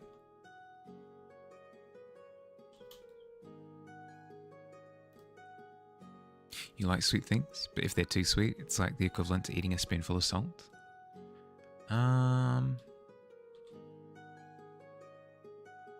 I get migraines from an intake of too much sugar.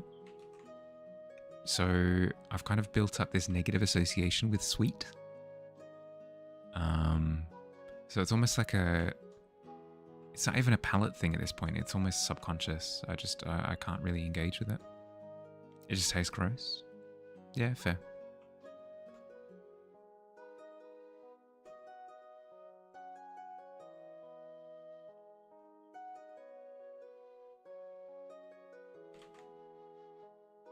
You know, what's a good way of putting it?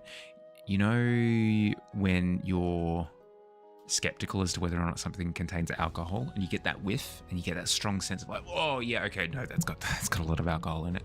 I kind of do that with sugary things. If I smell it or taste it, and I get that sugar hit for a second, my brain goes, yeah, no, I can't eat that.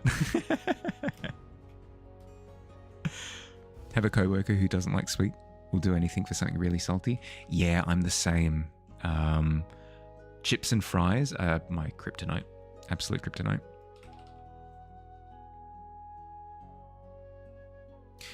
Your flavor palette is weird. Could be due to the fact that you're autistic, but usually something has to be extremely sweet for it to taste neutrally sweet.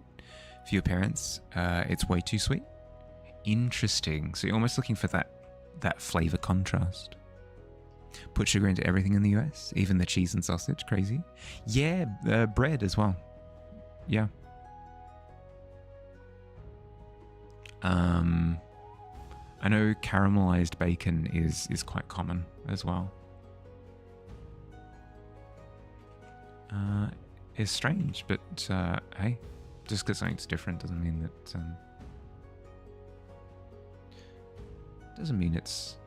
it's like bad. I mean, it could be bad in the dietary sense, but hey, I just admitted to the fact that I love chips and crisps, so could definitely be a caloric problem at that point as well. Been a couple of random things that are too sweet for you that your parents are fine with. Interesting. It might not be a sweetness thing then. It might be something along the lines of like artificial versus natural sweeteners, or like a flavor thing as well. Like what's a good example? Chocolate can be really sweet, but a really sweet chocolate as compared to like a really sweet candy can be completely different. One can feel way sweeter than the other. How can you add sugar to bread? They find a way. Never really thought about it, but yeah, they do put sugar in bread over here. There you go, Paul. Have our vices. America is the land of, can we put sugar in it? We can, so we will.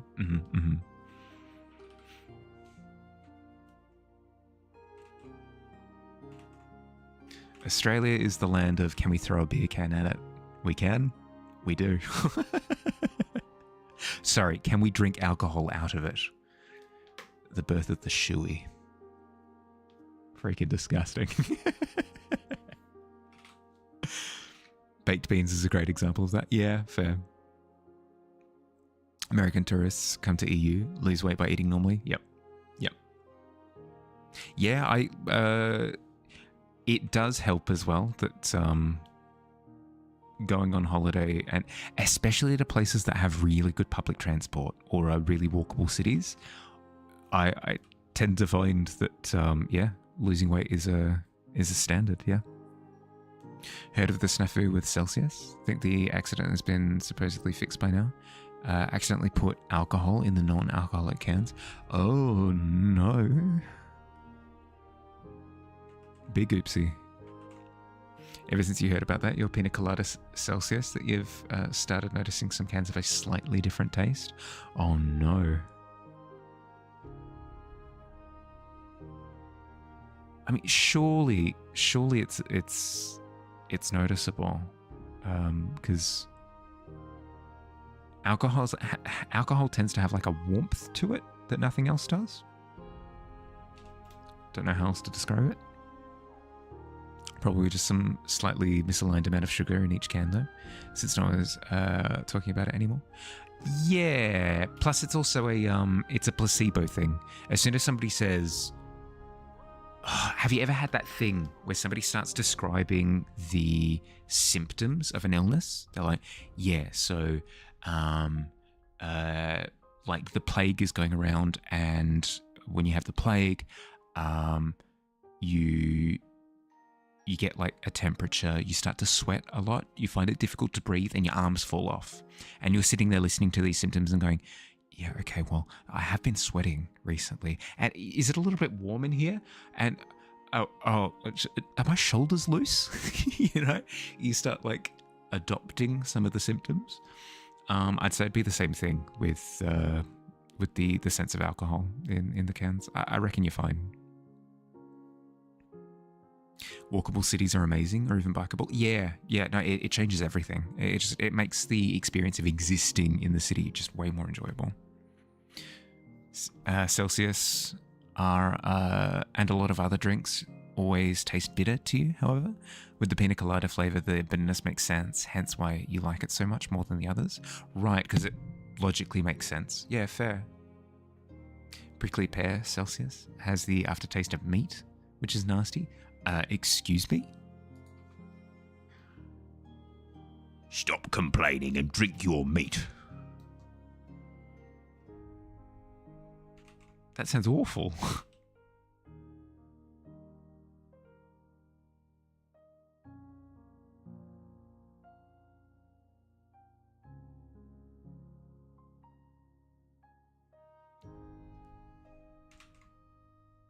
That sounds like future rations.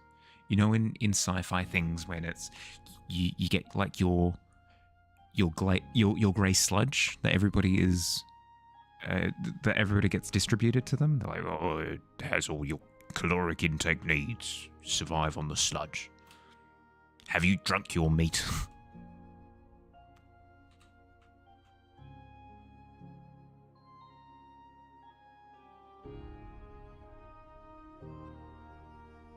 Only flavour of Celsius that you don't know what went wrong. The others you just don't like, but you can't see why others do.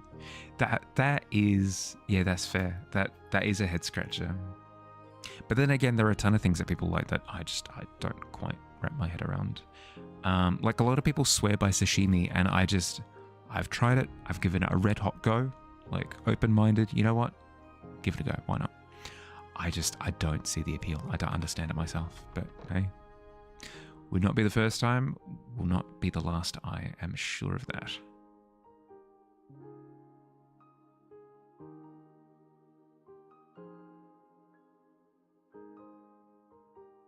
Okay with sashimi, except tuna. Icky on the tuna. Fair.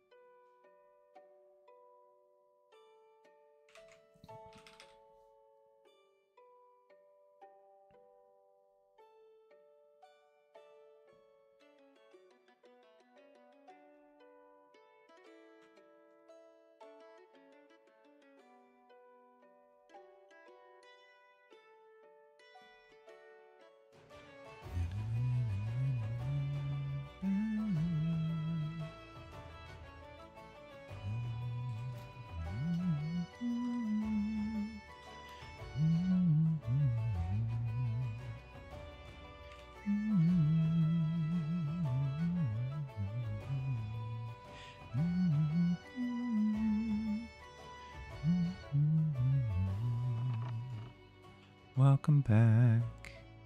How'd we go? Any interesting ones, at least? Did we get any cereal ads we were talking about before?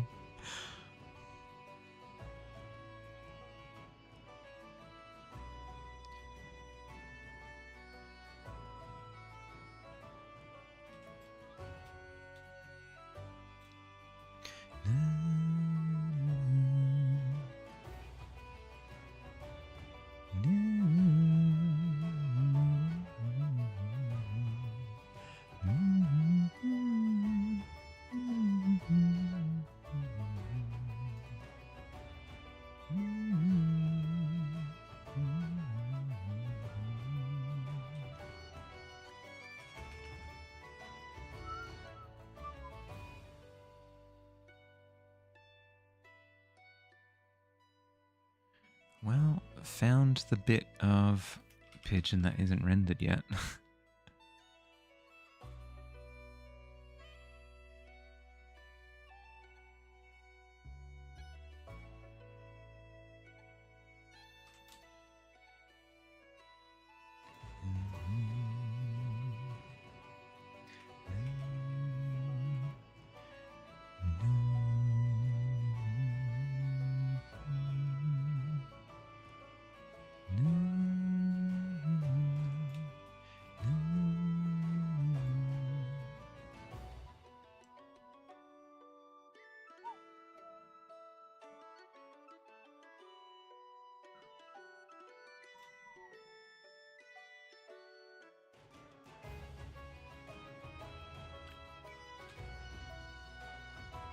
Wrong layer.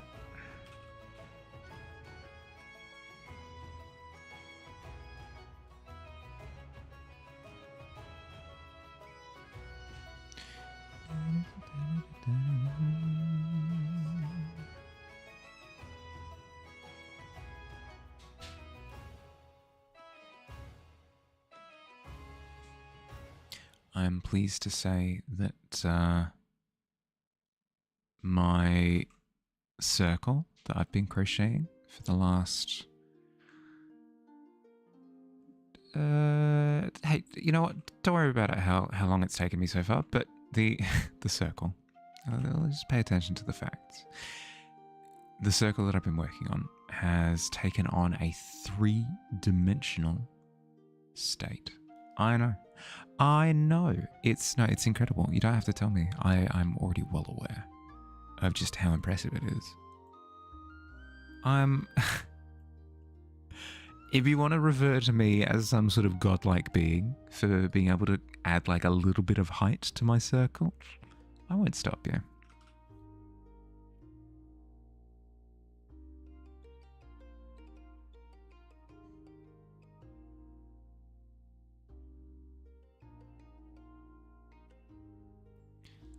It's picture the hardest, like the most difficult thing in existence.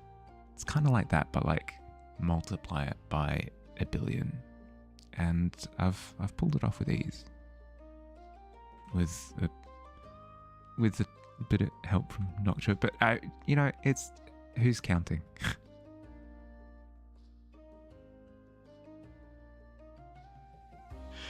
No, it irks me. It irks me how much I'm terrified of like learning new skills.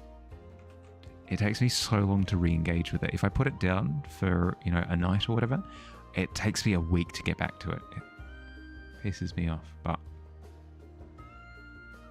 we're getting there, slowly but surely. You didn't expect ever drawing at 9:51 p.m. on a Wednesday? I mean, problem? I don't see one. That just sounds like a good time.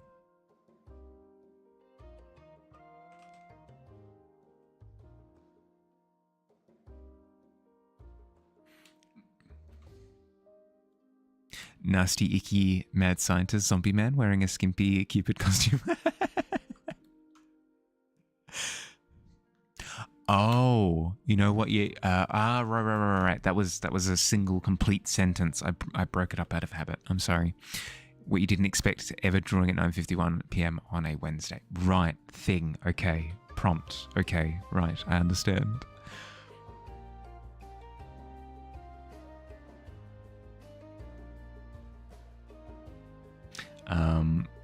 I'm so used to, so on Twitch people have a habit, not a bad habit, just a habit of just not including punctuation in their sentence. It's fine, like I'm happy to decipher it, but it leads to little flubs here and there where I just assume that grammar has been missed, and then I misconstrue things. My bad.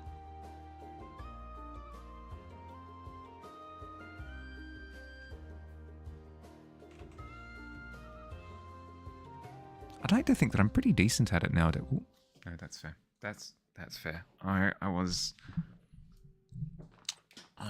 What's it called? Is it a trapezoid? Is the square that's kind of lopsided? Yeah, I was one of those. Thank you for calling it out. My spine thanks you.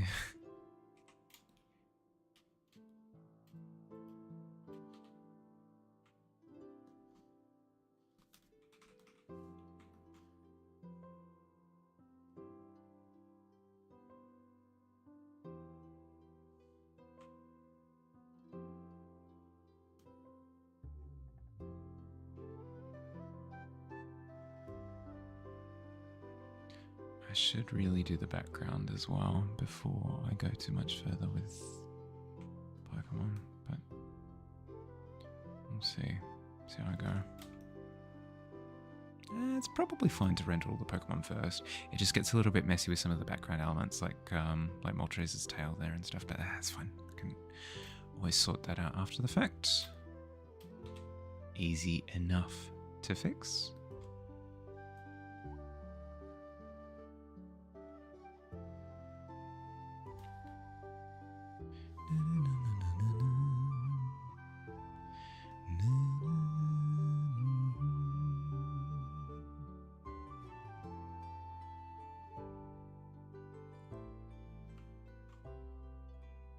So what prompted the drawing of a mad scientist in a skimpy outfit?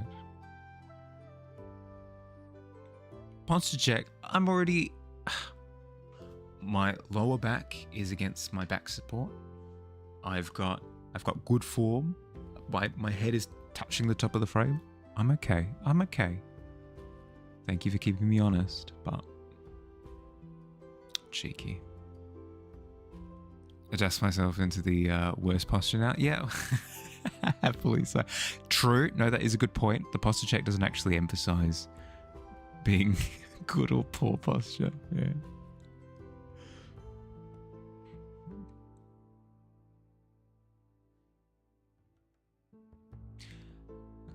Pretzel check.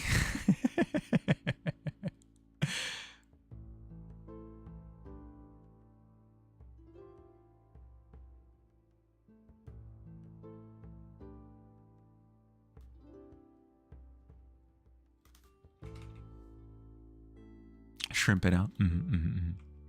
I should have a pretzel counter actually in chat, so you'd be able to go exclamation mark pretzel or something, and it keeps tabs on however many times I've curled myself up into some sort of strange shape. The number would be quite high, I'll be the first to admit.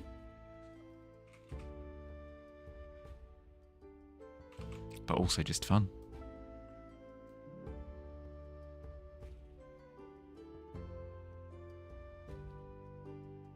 You want fried prawns now? What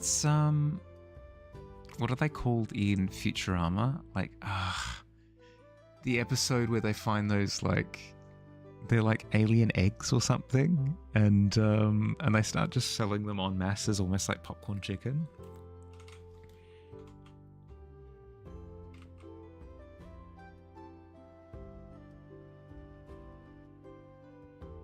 Oh, it's been too long. It's been too long. I can only think of Slurm, but Slurm is the soda.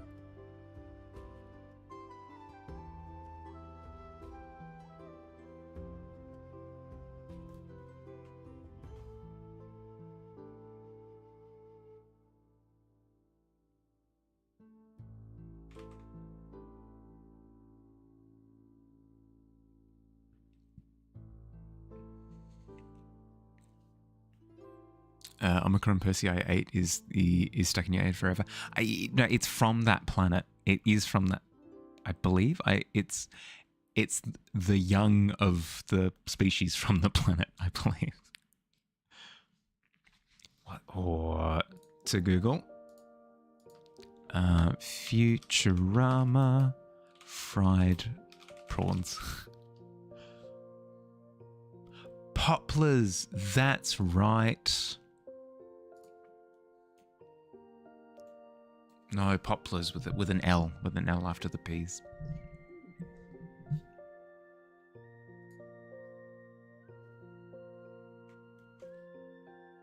Close though. Really good memory on that one.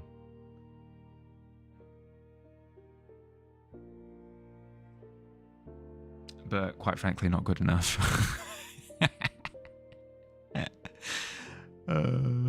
Just ignore the fact that I sat there going, what are they called again? For a good 5 minutes there.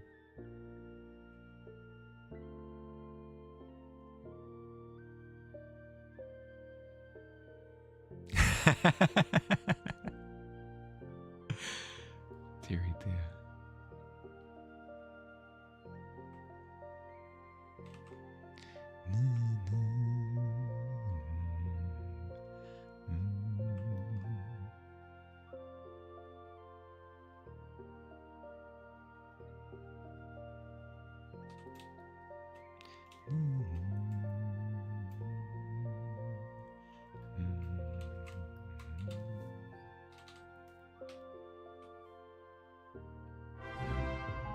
Hello? K-Heart, hi. Welcome. You know what? Sorry, quickly, before anything else, into my to-do list. Fix the raid prompt. Frick. It's been broken for ages and I keep forgetting. Welcome. How you going? Posture check again. I'm straight as a pencil. I'm doing great. So rude.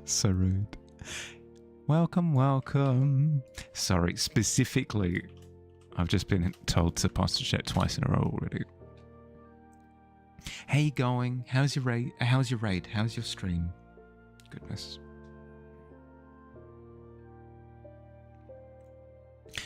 Streaming art, nice. Anything in particular? You know the deal, by the way. If you've got anything that you'd like to share, please do.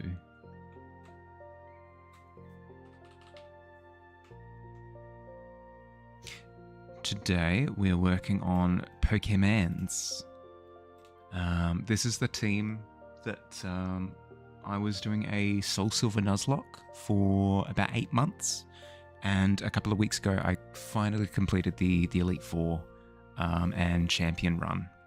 And this is the team that took me the distance. So we're doing a lovely little celebratory shot of the team afterwards. You like the stage setting? It's fun. I like it a lot. Stream went well. Just working on some line work for a zine. Ooh, no whips tonight. Just vibing.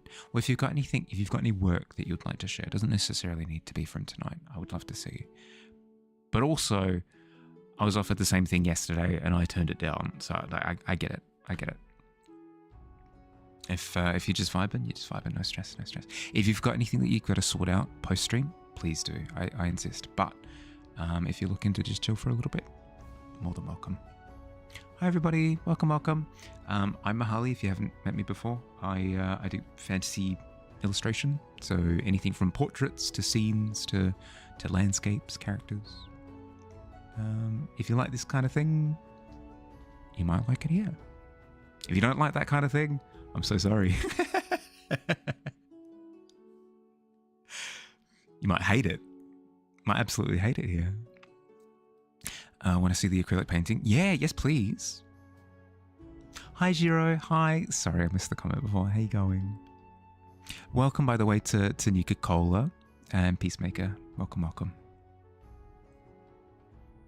Love my promo portfolio floating thing. It's heckin' cool. Oh, thank you. Bottle Top Hornet. was the one who put that thing together for me, and it is incredibly satisfying to have just at a button's press to be able to just bring it up. It's so much easier than freaking out anytime anybody says, "Hey Mahali, what kind of art do you do?" And then I sit there spending the next 10 minutes scrambling through folders. It's made my life a lot easier. It's made my life a ton easier. Hi guys, hi.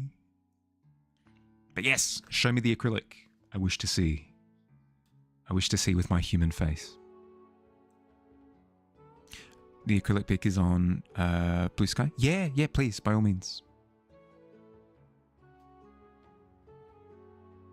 You got an interesting idea?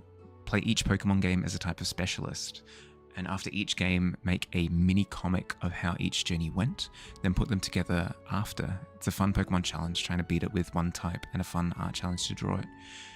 So would the intention be you're almost emulating gym leaders, where you specialize in a particular typing? In which case, can you be a cheating cheater like Claire and Lance and have non-dragon types on your dragon team, for example? Or in the new one, for example, the bug gym leader has a Teddy Ursa that she terrestrializes into a bug type. Is also allowed, or does that kind of go against the spirit of the challenge? Because Claire has a Gyarados and Lance has what? A Charizard and an Aerodactyl, which are both not dragons. Get one non-type. Has to have a move of that. Okay. Yeah, fair. Okay. That works. Ooh. Had this painting longer than a lot of friendships. Now the only picture was underneath all the black paint is the fold from tonight. Felt better than you thought that you would, covering all the past iterations up. Thanks for the help, chat. See you Monday. Okay, so when you say that there were previous iterations of it, what do you mean? As in, this is what you did over the draft, or were there different complete versions of the painting that you've gone over? Love the texture, by the way. That's sick. It looks like folded fabric. Like a creased fabric. That's awesome. That's really cool. And then it's almost like you're looking through, a little bit morbid, but it looks like you're looking through skin here with that kind of translucenty light effect. That's really cool. Oh, it's awesome. And then the lighting on the orbs, obviously, as well. Really nicely done. That's awesome. Love heart. Immediately what comes to mind is kind of like kidney stones, but of the heart. Maybe I'm going in the complete opposite direction of where you want my brain to go on that one, but it's what comes to mind. It's really cool. It's sick. You're going to go into it as a poison type specialist? Ooh, that's fun. Poison will be tough. You've got a few really nasty interactions there. Like steel is just incredibly rude. Any sort of steel trainer. The hands have stayed, that's the constant, but the things in the hands have changed. It's had a lot of different versions. Okay, fair. No idea at this point. Go for weird. You've succeeded. No, it's awesome. Really cool. I love images that go abstract, but you can still see literal interpretations in them.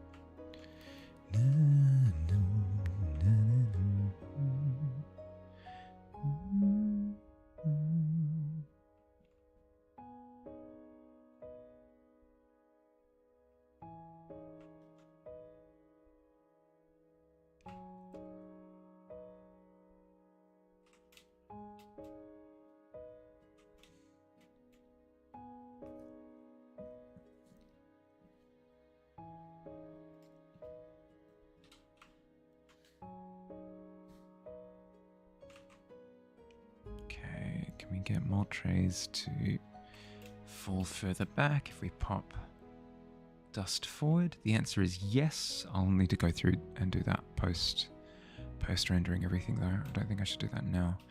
I should render Shazam ahead of anything else. But yes, so finished the Soul Silver Nuzlocke run a couple of weeks ago. Have started on this champion composition. I did do Those Fallen as well. So these are the little ghosties that we lost along the way. You might also notice that a few of the champion team is in this list as well. We've got Splash 2, Pigeon, and Dust in both. So Splash 2, Pigeon, and Dust in that one as well. But yeah, but since they helped with the champion run, I thought I'd chuck them up on the stage as well. But yeah, really happy with how this one came out. Somebody described it as being almost like a wall poster format, and I love that idea. I love that reading of it, because that's the kind of vibe that I was going for, where you kind of have like that or a sticker sheet. I think I was kind of leaning more towards sticker sheet, but poster vibe is also very cool. But yeah, been loving it. I don't usually get to do fan arty type stuff, so being able to draw Pokemon has been a joy.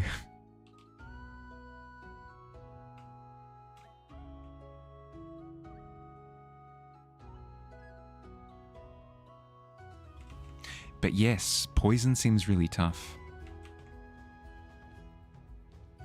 Because as soon as you've got a steel specialist on the other side of things, or like ground, yeah, that would be tough as well.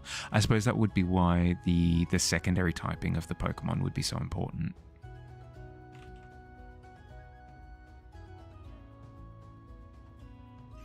You draw Pokemon all the time? I am jealous. I should draw them more often. It's just finding the time, you know? When I say render, do I mean rasterize? Not correcting, just asking. Yeah. Yep. The two tend to get used indiscriminately. So if you hear somebody say render, generally they're talking about rasterizing. Yeah. It's become confusing with the introduction of 3D software, because rendering means something really specific when it comes to Blender, for example. If you're rendering out an image, you're literally bringing it to photo finish. And the same is true with rasterizing a painting as well. But I think a lot of people have it locked in their heads that whenever you talk about rendering, you're talking about 3D software. Use any combo of Pokemon, as long as your entire team shares one type, or one Pokemon not of that type has a move of that type. Yeah, okay. So again, that non-type Pokemon would also be really, really important to cover for weaknesses. Coming from video editing, it was confusing. No, you're good.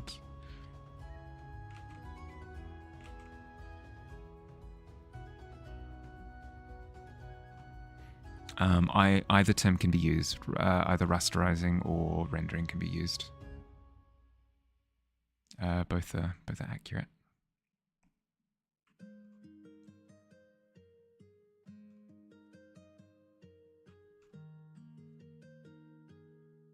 Doesn't have to be a Nuzlocke. You can try and make it one if you wanted to. Well, seeing as I'm still a bit of a Nuzlocke newbie, that sounds terrifying. But for somebody who's more versed in Nuzlocks, I'm sure it wouldn't be too steep of a hill.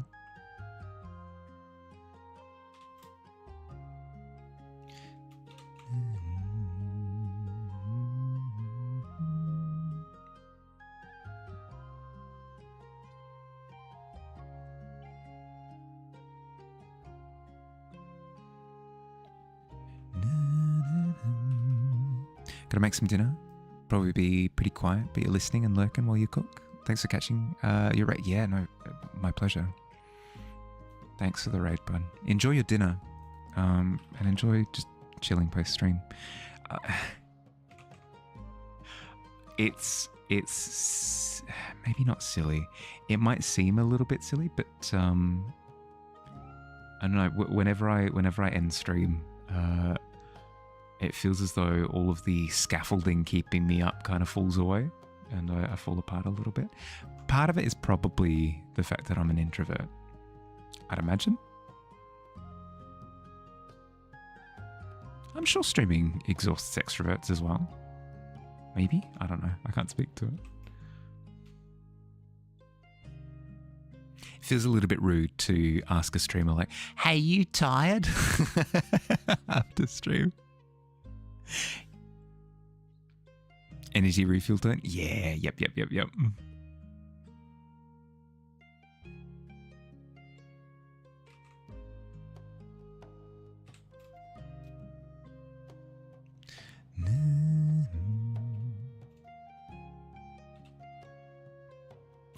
Hi, I'm conducting a survey, actually, to gauge the energy levels of streamers. Oh, really? No, that sounds really... Yeah, I'd love to participate.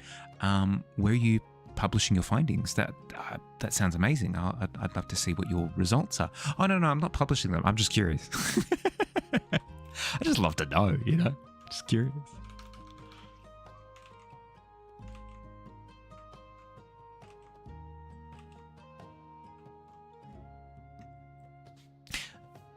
Games you've beat Nuzlocke with are Red, Yellow, Crystal, Leaf Green, Sapphire, Emerald, Platinum, Heart Gold, White, White 2, Y, and Sun. Currently working on an Ultra Moon one now. Hot damn, yeah, okay. Really carving a path through the gens.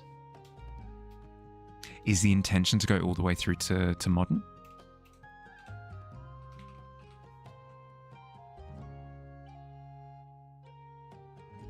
Yeah, sick.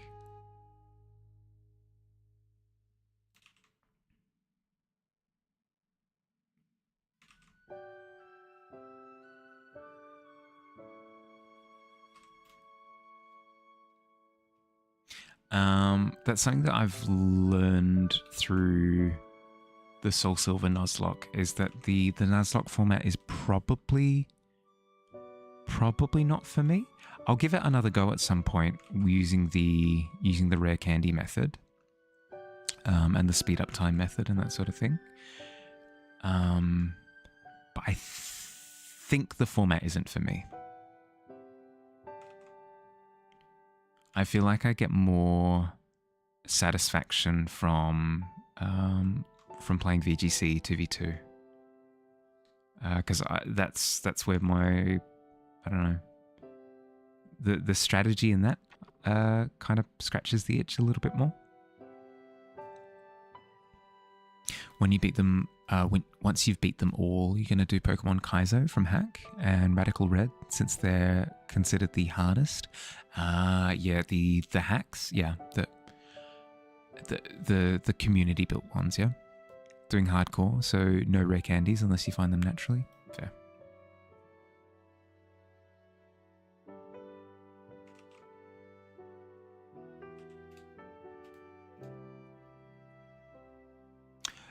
I mean, it could be the streaming format as well. Also tarnishes a little bit, because especially given that I could only play once a week.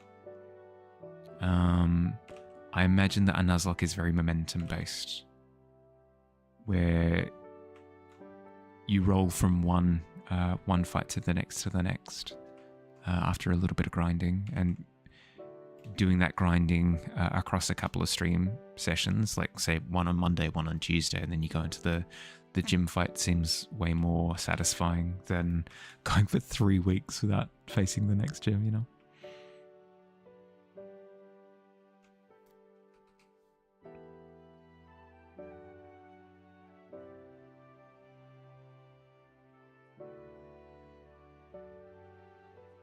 Welcome back.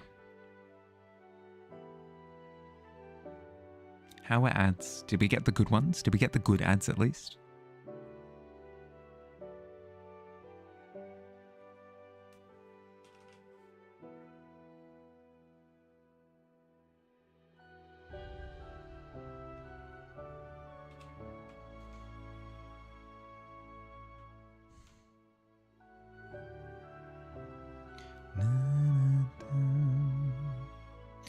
Don't worry, I didn't really do much whilst... I actually go into stasis. When ads start playing, I shut down for a moment. So you literally didn't miss anything.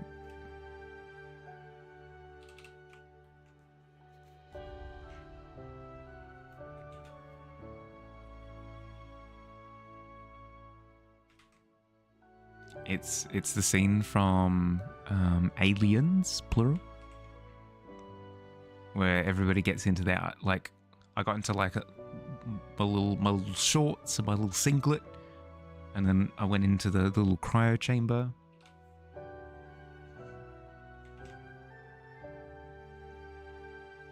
They closed the chamber with a big hiss noise. I slumbered for a minute and a half. And then I re-emerge, and I cough up all of the freezing fluid or whatever.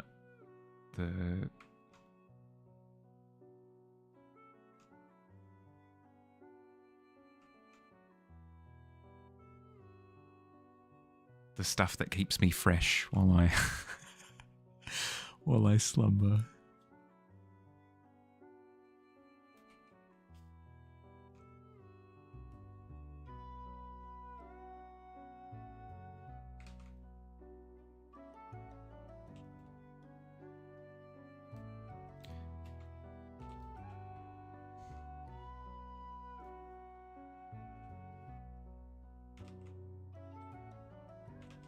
But yeah, I've heard that a lot of the Nuzlocke community kind of went off the deep end when it came to challenge. Because I imagine after 5, 10, 15 Nuzlockes, you get to the point where the format in and of itself isn't really challenging enough. So I get that. I get that, trying to create that next level, that next step up in difficulty. Especially because Pokemon games don't tend to be fundamentally challenging. Hence the need for the Nuzlocke format.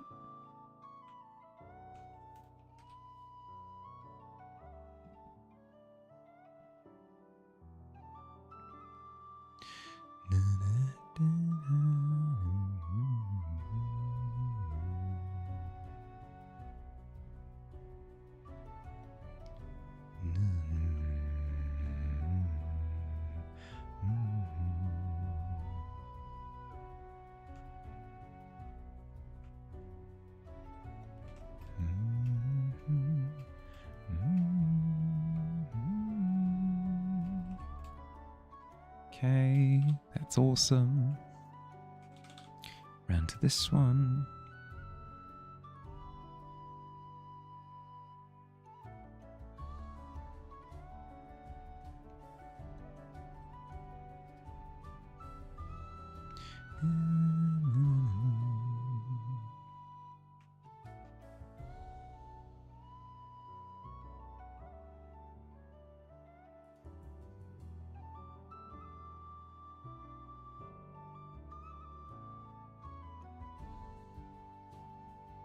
It would actually be quite fun to paint Pokemon regularly, I think. Do I have time to do that? Not especially at the moment, but I could make time.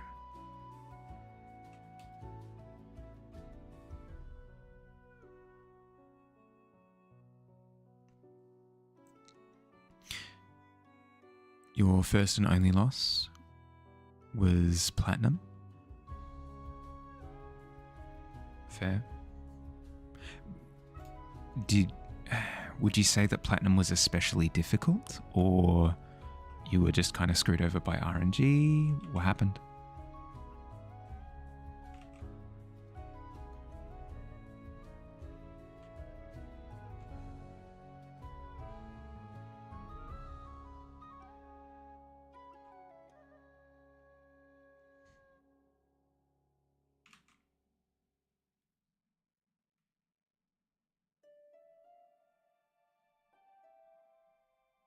Bit of both? Yeah, okay.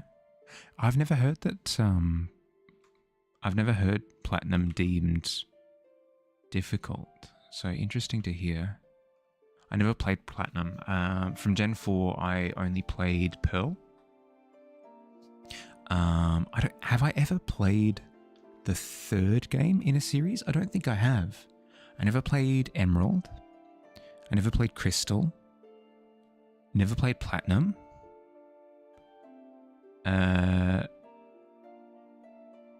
Never played Gen 5. Never played Z, the game that never existed. Yeah. No, I don't think I've ever played the third game. And then they kind of stopped with that format. Because you do all the post-game story stuff for the Nuzlocke 2. Champion Cynthia did a number on your team. Ah, that'd be tough. Yeah, okay. I know for my run I never did post-story. Obviously. So I don't have a good sense of what the difficulty eventually ramps up into. That would be tough. White 2, you almost lost to because of Cynthia as well. Hot damn.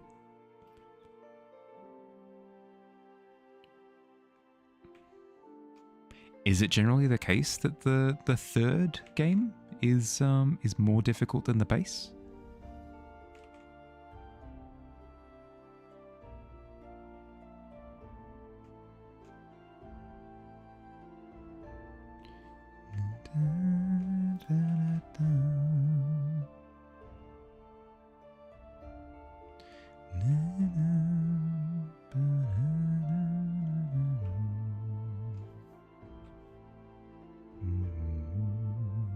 Yeah, okay.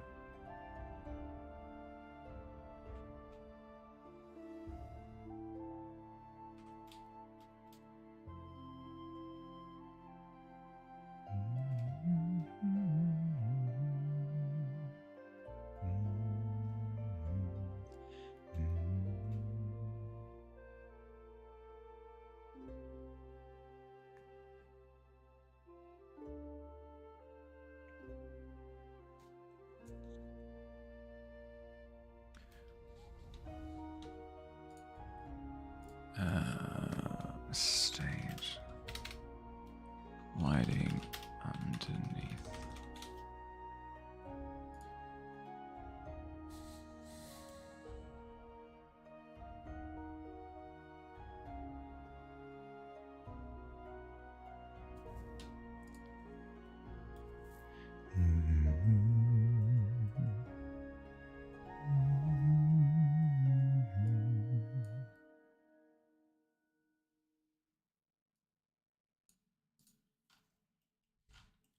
Interesting. Looks like stage lighting is a lot more dramatic than I've got here. That's okay for now. Yellow is harder than red and blue. Crystal is harder than gold, silver. Emerald is harder than sapphire, ruby. Platinum is harder than diamond and pearl. Interesting. Is yellow considered to be the third of the first gen? Really? I thought the only difference in yellow was that you started with Pikachu. Oh, it goes to show what I know.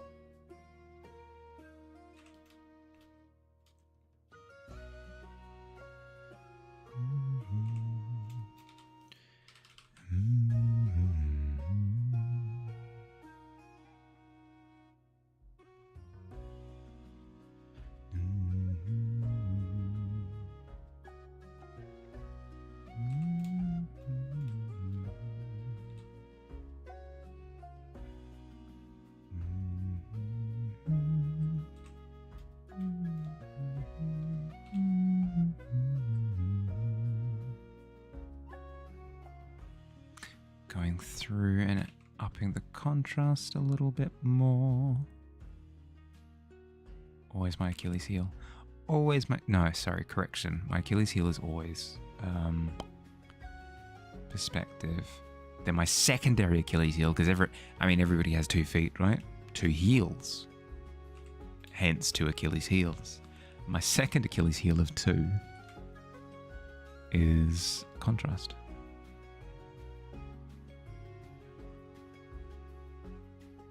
Always.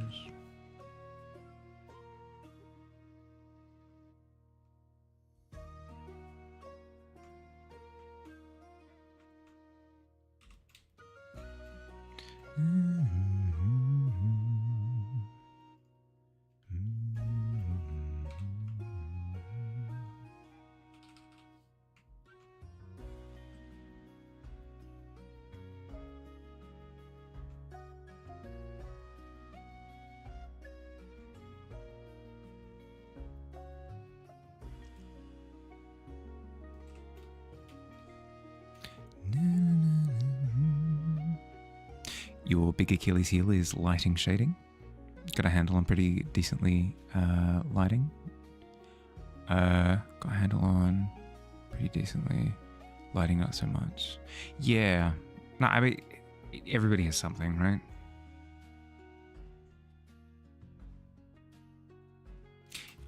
It's the classic. It's the typing. Not the typing. It's the. How to explain it? It's the chart. Everybody knows the chart. It's the proficiency chart, right? Where one of the points might be line work.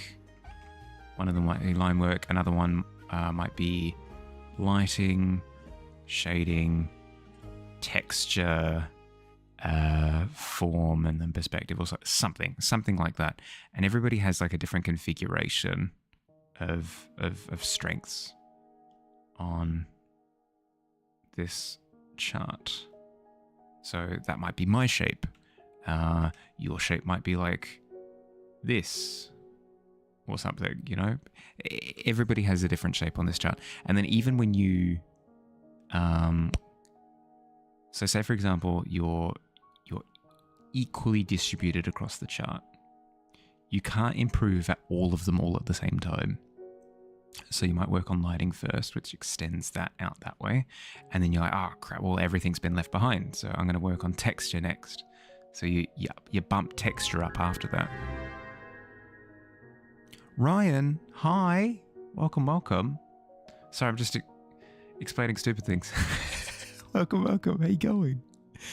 Let me quickly give you a proper shout out while the Tavern bot is a little bit drunk.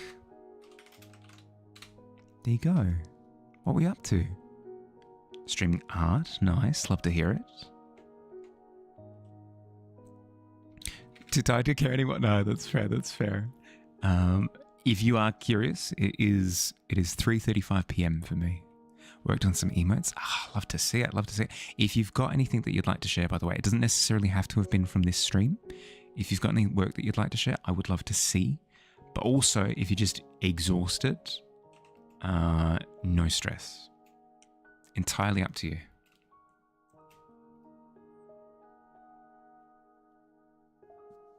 I won't press you one way or the other. But yeah, if you'd like to post something in chat directly or on the Discord that I can have a look at later, either works. But yes, glad to hear that you were working on some emotes. Emotes for yourself, for somebody else?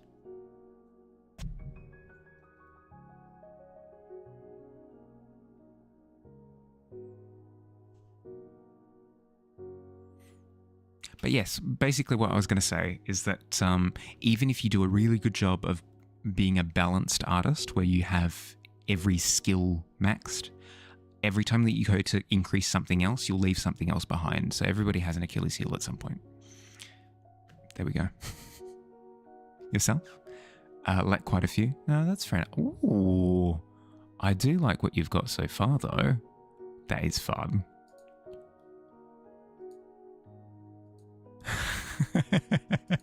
The concern is my favorite.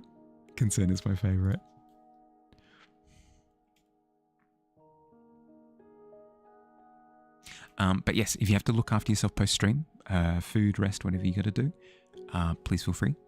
If you do want to just chill, happy to have you too. Either works.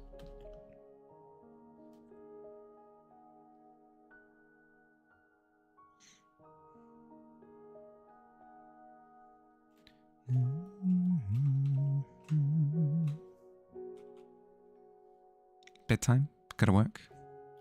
Sleep well, bud. Thank you for the raid. I appreciate it. Look after yourself.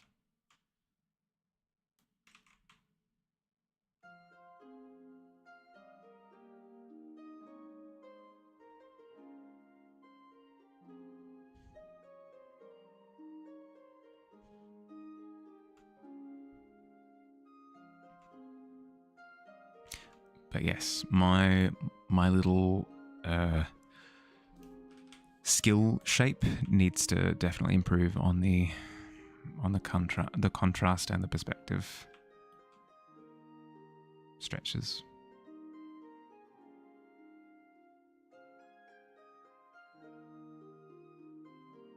It's been fun. I've been drawing lots of cubes. Lots and lots and lots of cubes.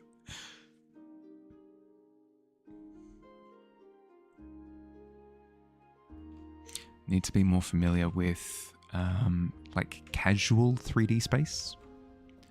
I cut my teeth on depicting things, so a lot of my portfolio pre-digital art was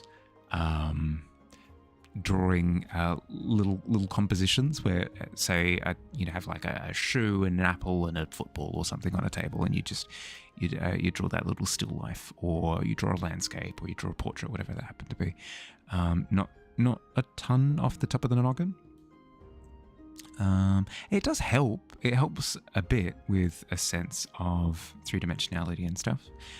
But then as soon as you go to make your own stuff, make your own compositions, make your own scenes, all of a sudden all of the guardrails that you were using before just kind of disappear. And it's been a journey. It's been a journey. Slowly coming to terms with that.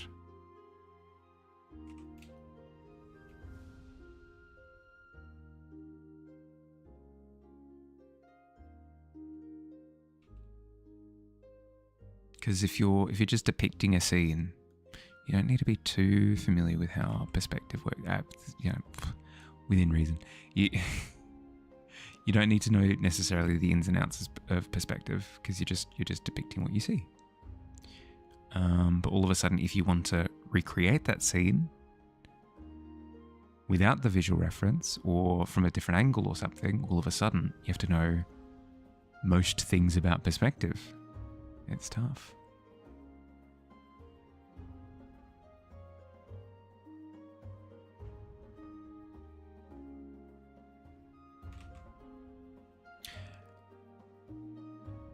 And if there's one thing that I know without fail, it's nothing. I know nothing. Frick.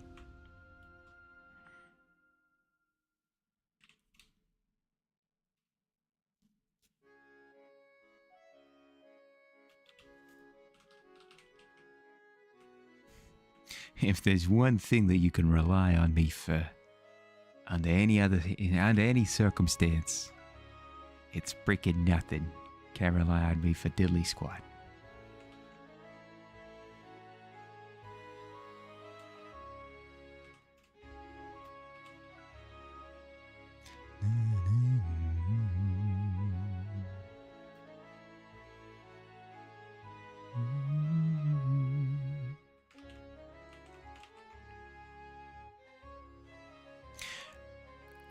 There is a joy to being a little bit of a blank canvas, though, skill-wise.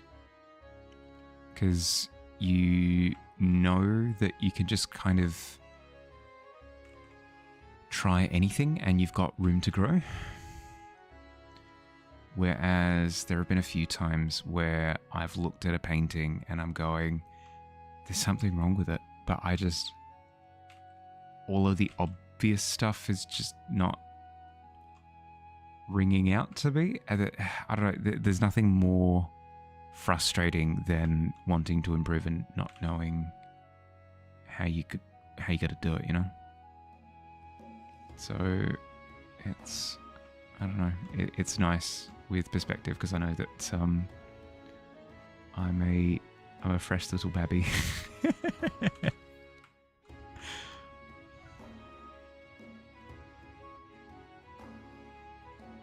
Not to imply that that I've maxed out any of my skills, by the way. If anything, there's an extra pie chart that's just associated with like the artistic eye and being able to spot where things are wrong, and that needs its own developing as well.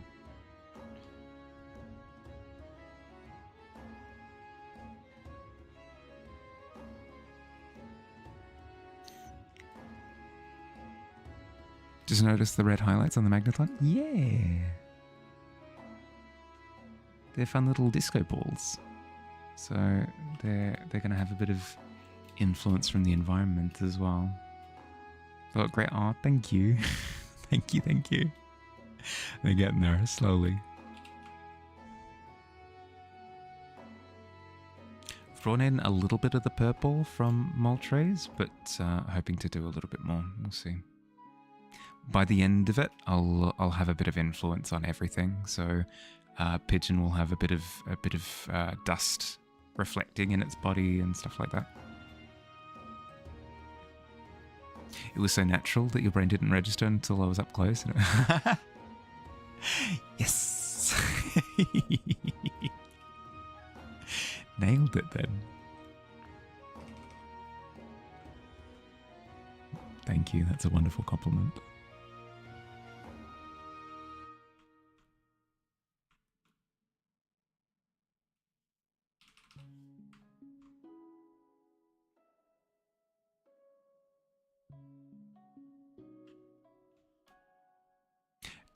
Now, just say that about my mistakes as well. If I have any mistakes on the piece, just be like, oh, the mistake looks so natural. I just didn't notice it. I just, oh, music to my ears.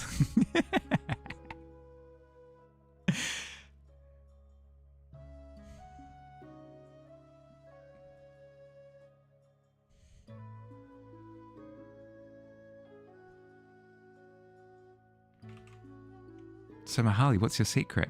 Well, no, I'm not very good. I hide all of my mistakes in plain sight. You can see them, you just don't notice them. Probably. Stop.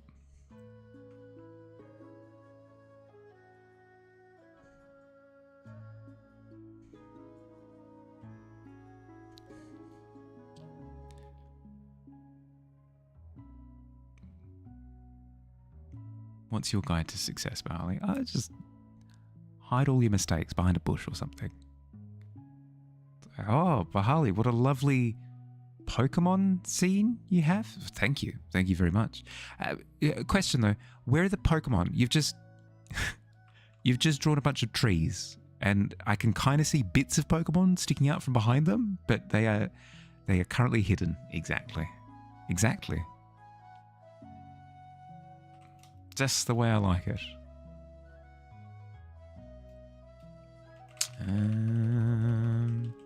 Don't love how that's translated.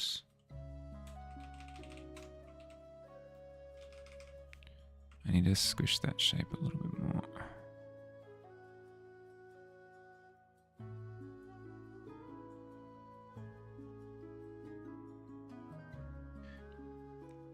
Can totally tell where you fudge up when you crochet. Other people are like, what?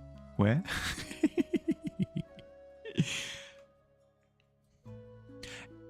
Think of it as a good thing. It's more concerning when you can't see the problems, you know? There have been a ton of times where I've finished with a piece, I've gone, I can't tell what's wrong with this, and send. And then I've come back to it in like 6 months. I hate it. I hate it so much. There are mistakes everywhere. Clouded Cheeto, welcome. How you going? Thank you for the follow.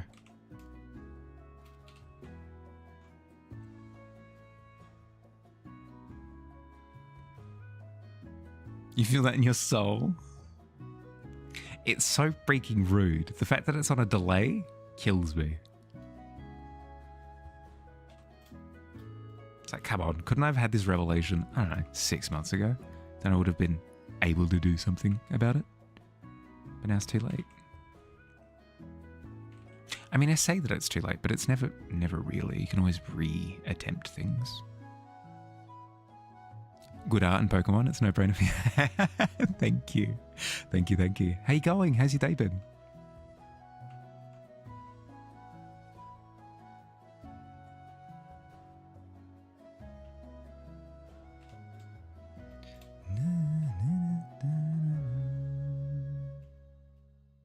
Exactly. Yeah, like, but yes, it's never too late to reattempt things. Like, for example, I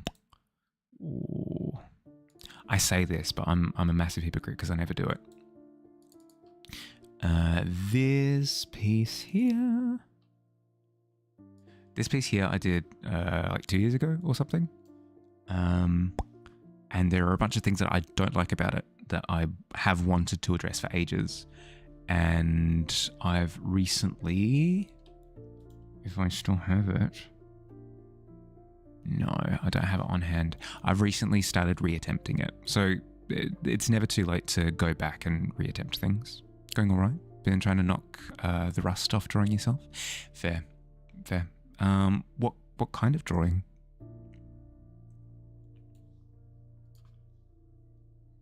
Because they're all different kinds, you know?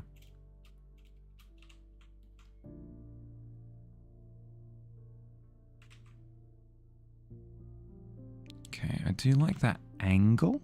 I'm just gonna whoop, grab and shift it forward just a smidge.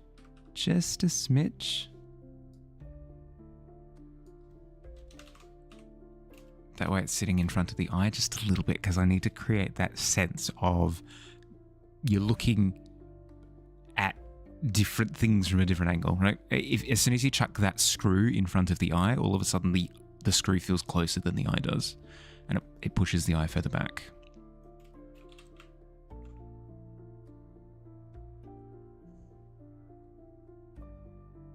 It's the classic perspective thing that I'm learning about at the moment. So if you've got a stack of 3 boxes, for example, you got 3 boxes, right?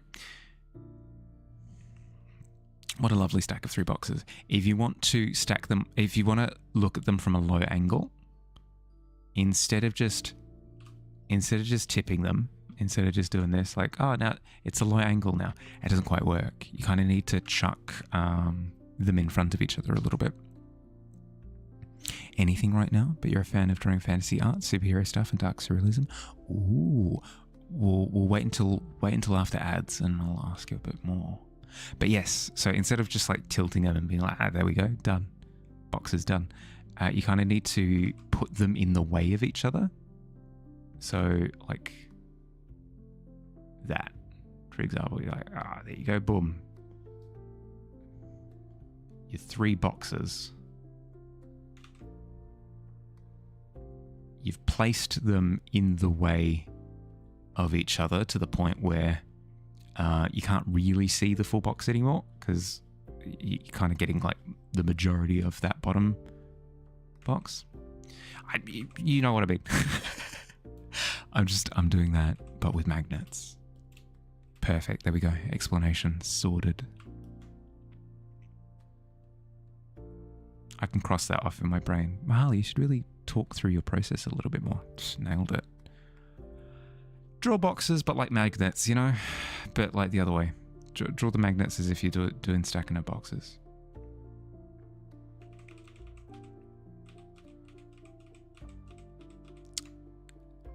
List checked. Welcome back. But yeah, fantasy, superhero, and dark surrealism is a spicy combination. Spicy combination.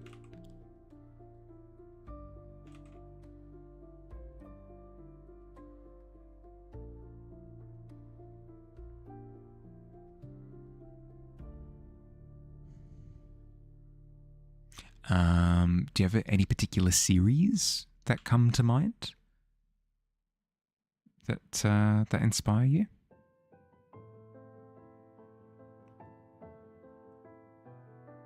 Because what can help if you're struggling to get back into things is like drawing from series. Clearly, because I'm drawing Pokémons at the moment. But the example that always comes to mind for me is I used to have friends who would draw like Dragon Ball Z characters all the time. And that helped them develop a sense of anatomy, kind of. Like, obviously you'll have Dragon Ball Z anatomy specifically, but I mean, it helps. Especially if you're trying to develop a style as well. Learning from other people's styles definitely helps.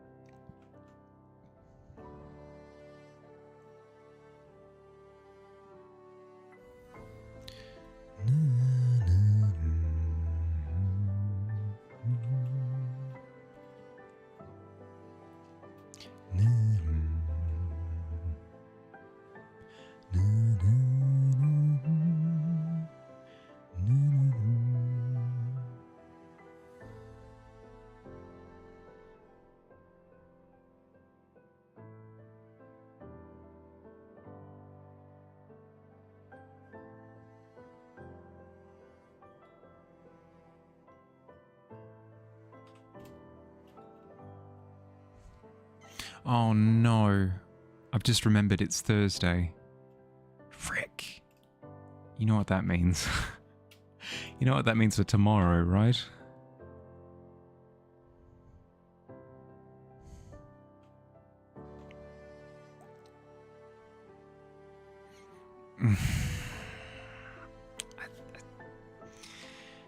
That's...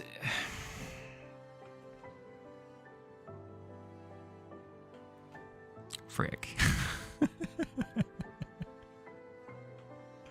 No, not the celebration. My eyes are going to melt again. I do get to feed chickens, though. I've gotten quite addicted to feeding chickens in Balan, I will admit. Not the inflatable dog poo.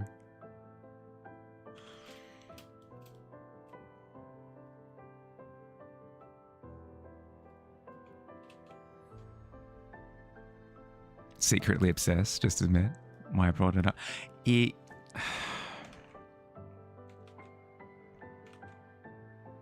Yeah, correct. I'm obsessed. I love it so much, but secretly. No, I'm legitimately excited to see what the heck happens when I feed all of the chickens. Because it looks like I'm building a big playground thing, but it is unclear as all heck. It seems as though all of the different structures that I build are just random, but we'll see. Twitch has cursed you with this power. It has. Billy, we have read your heart and mind, and we know exactly what to gift you. What is it, Twitch? What is it that you've got to gift me? A little balloon dog that does a little balloon poo. Oh. Thanks. Thank you. Sleep can't take you that easily. Oh, incredibly brave of you, Cloud. Sorry, bud. Sorry.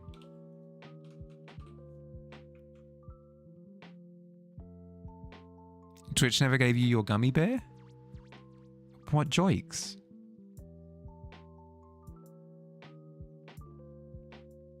It's like a guy who keeps mentioning he doesn't like a girl. Like, dude, if you didn't like her, you wouldn't keep...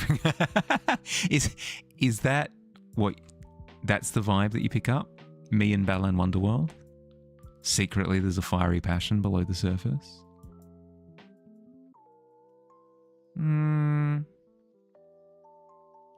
Nah, but like... Balan Wonderworld is like a jerk, you know? I hate it so much.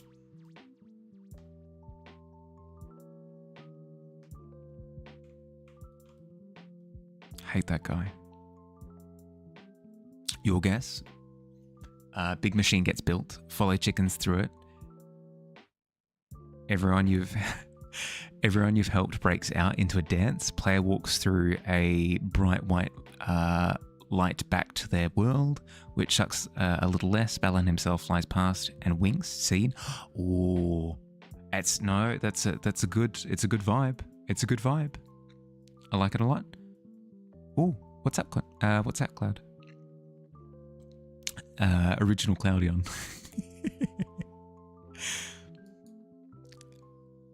Fantasy art, you don't have a specific series. You just usually look up neat artists as a reference for an image that you have in your own head to sculpt it out. For superheroes, you're a huge fan of Spider-Man and Batman. Would be a dream of yours to draw for one of those two comics. Dark Surrealism, Geiger. Yeah, fair, classic. Bixinxi, inspiration. Recently found a book called God Husk that is really inspiring. Oh, God Husk. God Husk. Why am I in caps lock? Because I'm yelling, I guess. God Husk book.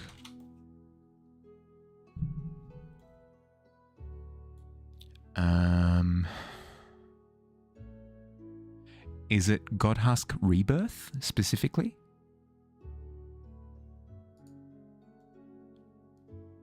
Oh, very Geiger-esque. Very cool. Very, very, very cool.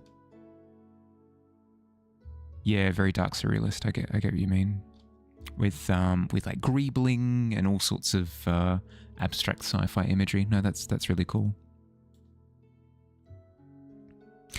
Figured out a couple homeworld bonuses. Ooh. Earlier today before work.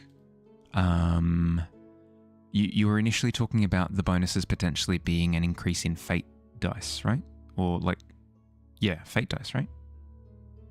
Did you not end up going in that direction?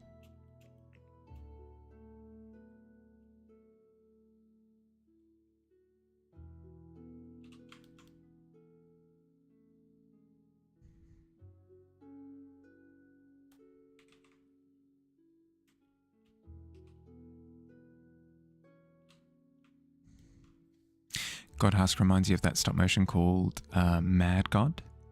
Yeah, has very I have no mouth but I'm a scream kind of vibes to it, yeah. Think you'll still do that? This one's more mechanical? Right. Yeah, okay.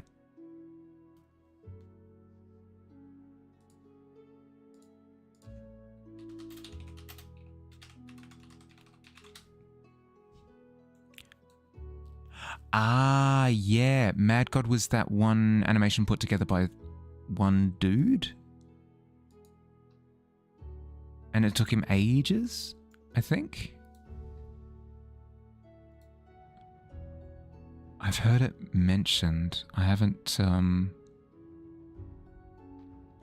watched it myself. Yeah, okay. I am thinking of the right one. Disturbing and fascinating at the same time. I'll have to watch it. Deathworld to Homeworld bonus. Upgrade checks made to avoid imminently deadly natural phenomenon. Yeah, okay. So like fundamental boons because you're on a death. Yeah. I see what you mean. Let's watch Death God movie. Mad God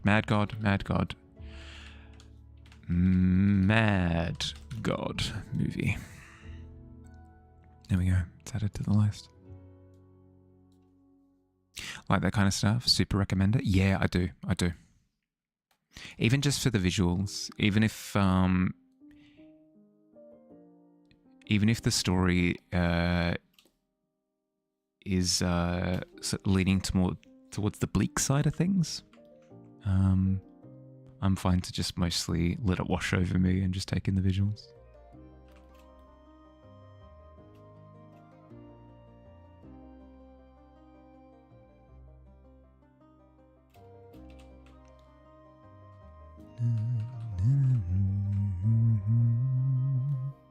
Some others are once a session vibes, like the feral world is accustomed to antiquity. Once per session, when you roll a combat check with a low-tech weapon, can add success to the result. Yeah, okay. Yeah. I do like effects like that, where it becomes a bit of a resource, because it feels like a tangible difference between you having picked one world versus another. Whereas a few backgrounds that exist in D&D, you look at them and you're going, yeah, but like it doesn't feel like my character now works mechanically more like a fisherman or whatever. A fisherman is an incredibly poor example, because I feel like that's one of the backgrounds that's done really, really, really well.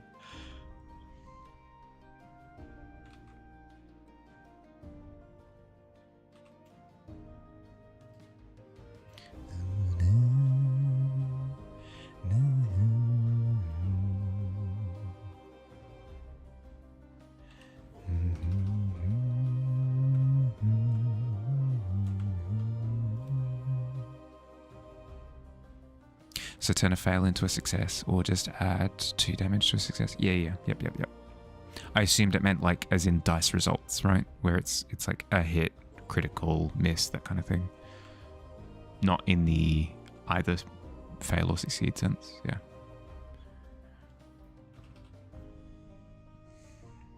No, it sounds good. Sounds good.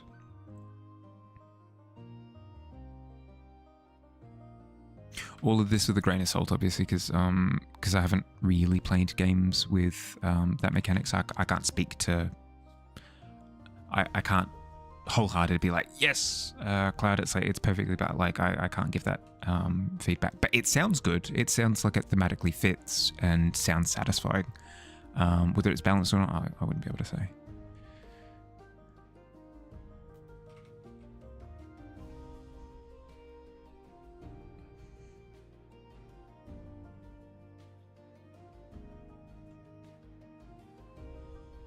It passes the vibe check. Does that capture? Yeah, I think that captures my feedback. Yeah, there you go.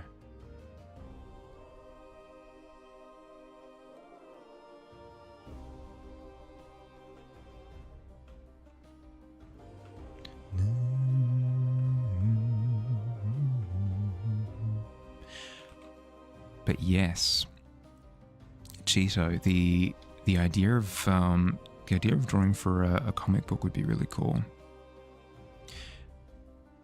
Especially given that comics tend to lean more technical and arty nowadays. It used to be back in the day that like, oh, I can draw Spider-Man's, and you draw a little stick figure and they're like, yeah, okay, you got the job. Well, it's not true. Obviously, I'm using a little bit of hyperbole, but nowadays definitely celebrates more of the sense of artist style and like coloring, scening, like artistic shots, symbolism, that sort of thing. It feels like comics have a bit more visual depth nowadays.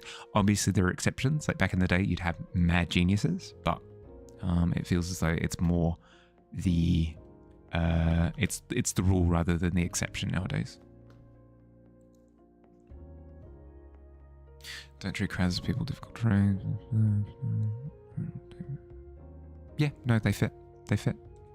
Again, like vibe-wise, it checks out.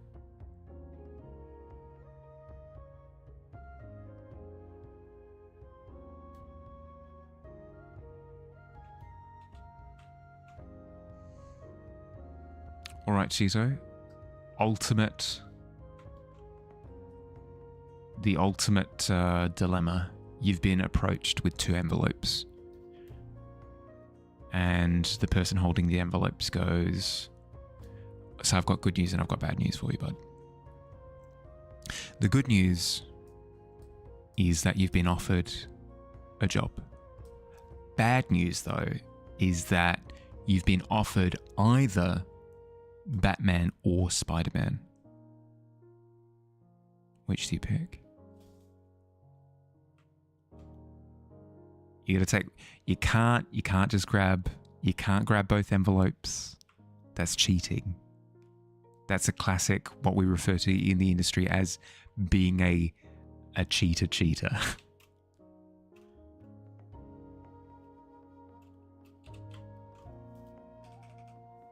Oof. You gotta. For this hypothetical that I've thrown at you.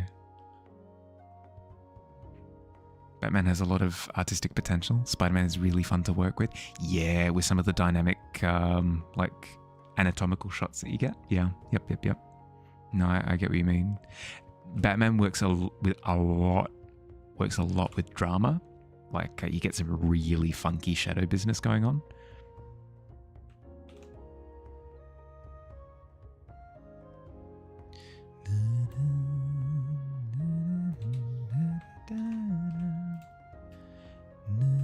There are definitely pros to both.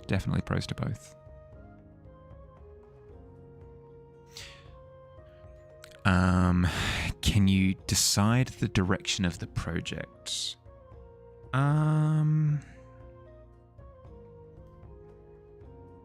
Yeah.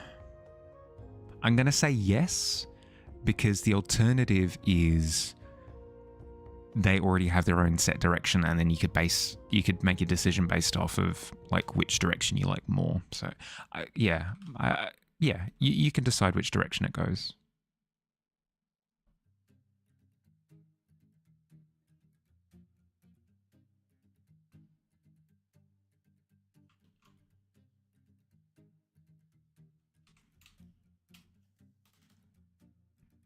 Recently saw a fully high-res scanned watercolor Batman comic. You'd see the textured paper. Oh, that's sick.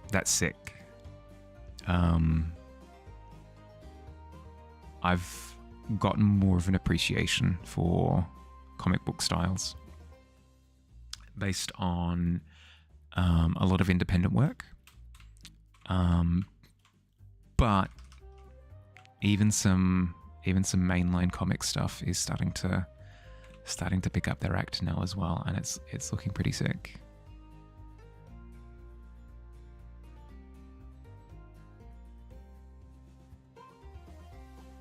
Is it the DC comic? Is it Kingdom Come? Justice League Kingdom Come.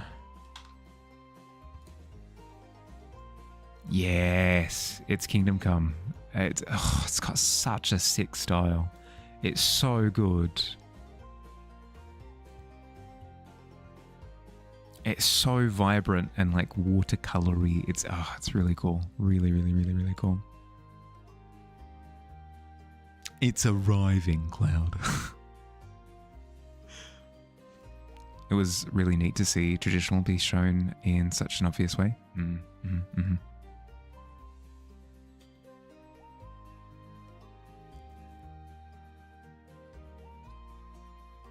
If you can decide which direction it goes art-wise, Spider-Man, because you believe there are more interesting ideas that have yet to be tapped into with Spider-Man. If you stick with a set art style, though, like what it currently is, you'd go with Batman, because you generally like the art style that exists with the current issues more. Yeah, okay, fair. Thank you for asking both iterations, by the way. No, makes sense.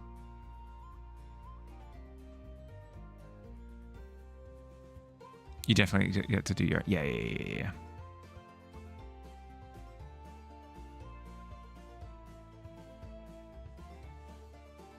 For the hypothetical, at least? Yeah, 100%.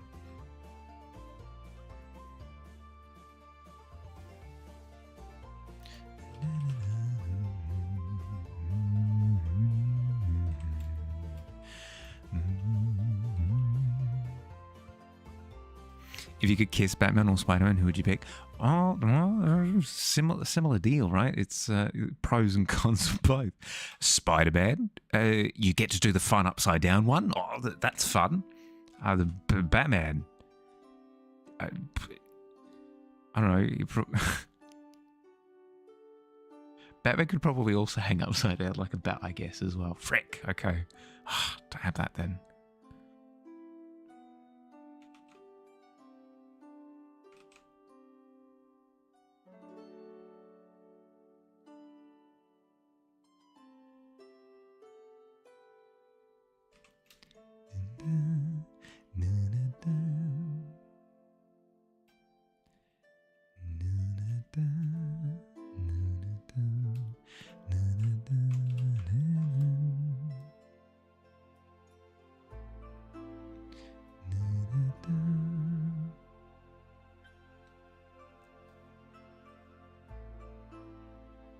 But overall, you'd still lean towards Batman because of the drama aspect in the character, how it typically expressed in the art. Yeah, no, it definitely, yeah, as I was saying before, a lot of drama with Batman. Really heavy vibes almost constantly. The classic black silhouette with his shadow kind of bleeding into the environment around him, and like really heavy toes. It's really impactful. It's really fun. I can see that. I can get behind that. Spider-Man can do the fun upside down thing. Batman is a super handsome rich billionaire with the coolest gadgets. True.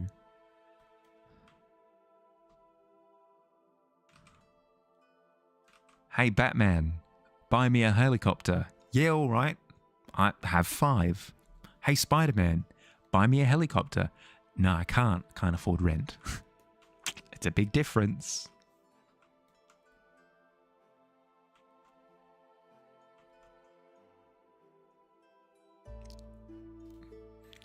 Batman has learned Tibetan monk kissing techniques. Batman, what did you do up in the mountains for like 6 years? Kissing. I think that is canon. That's canonical, yeah. Your hair is still wet. It's been days.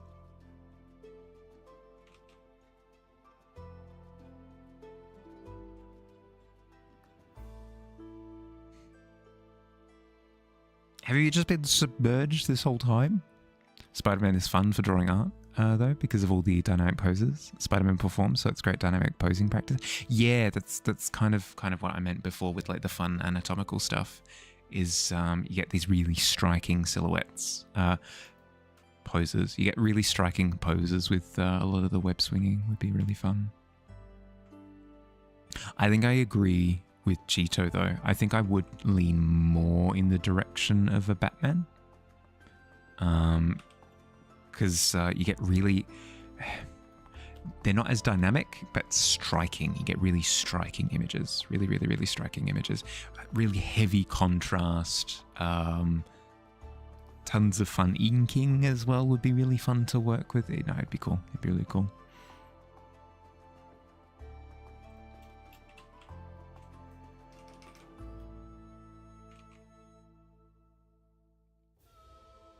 I know your problem, Cloud. So, Cloud, you need to stop swimming.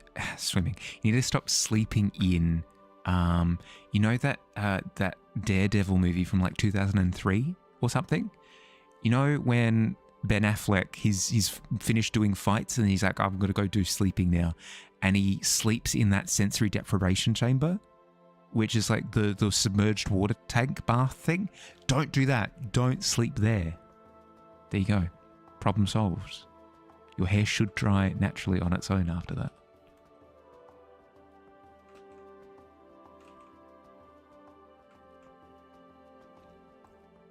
What would my dream art project be?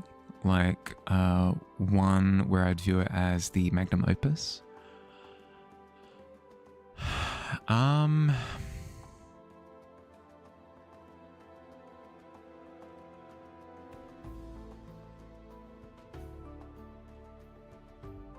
I'm not sure.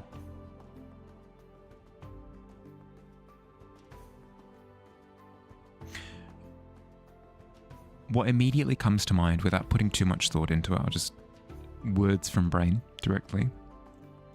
There have been art displays in like public areas where they use these massive screens to show off like artworks.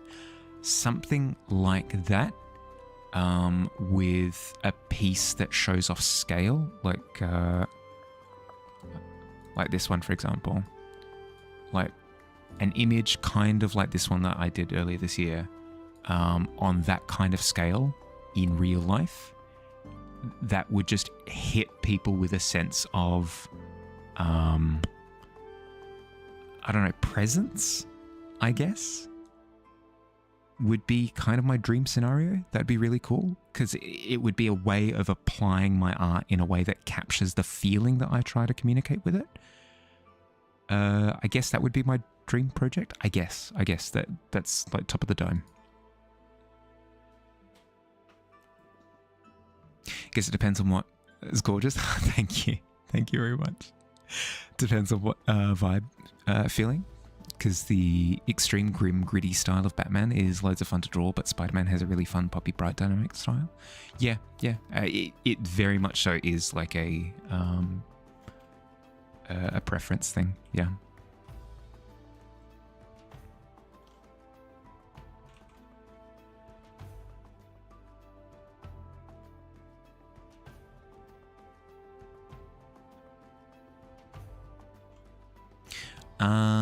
If it's a project in the sense of working for a creative project, as in like a game or a movie or a comic or whatever, something along those lines, I'm not sure. I really value creative freedom. So the idea of working to somebody else's concept is, I don't know, a little, not sad isn't the quite the right word. It would feel constraining.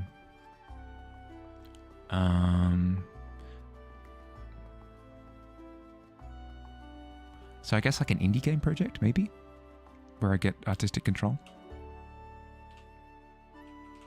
Do some backgrounds, maybe like boss fight concepts, that sort of thing. That'd be fun.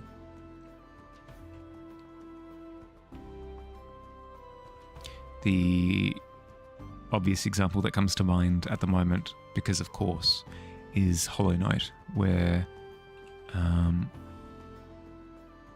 they haven't sacrificed the art style at all. It's not a case of concept artist has come up with this cool style, but then because AAA company, like games company, requires to adapt that style into 3D realistic graphics or whatever, that would be kind of the worst case scenario for me. I would hate to work on something like a Resident Evil because of exactly that, where you could come up with some amazing visuals. Not to say that I come up with amazing visuals, but you could come up with amazing visuals, but then they'd be kind of ground into the mince in a way. I hate with a passion when games lose their soul to try and become more realistic. I hate it. I hate it so much. Sorry, not to not to turn your prompt into a bit of a rant, but seeing that in the Ori games, yes, with the Blind Forest is aesthetically super duper up there on the list for me of amazing visuals. Game actually got you interested in digital art? Yeah, yep. Yeah, working on a project like that would be sick. Because you can tell that those backgrounds are just preserved. Like, artists worked on that, and it's just as is, you know? There's no lost in translation nonsense. It's what frustrates me the most about a lot of Disney and Pixar animations nowadays is you have a look at some of the concept work and these movies look incredible. The art style looks sick. It looks amazing. Super excited to see how they bring it to life. And then you look at what they've done with it, and they've just done the Disney Pixar thing again, where it's the same freaking Disney Pixar eyes. It's the same Disney Pixar like coloring and vibe and tone. It just sucks because it loses all of the spirit of what the original artist did. It's sorry.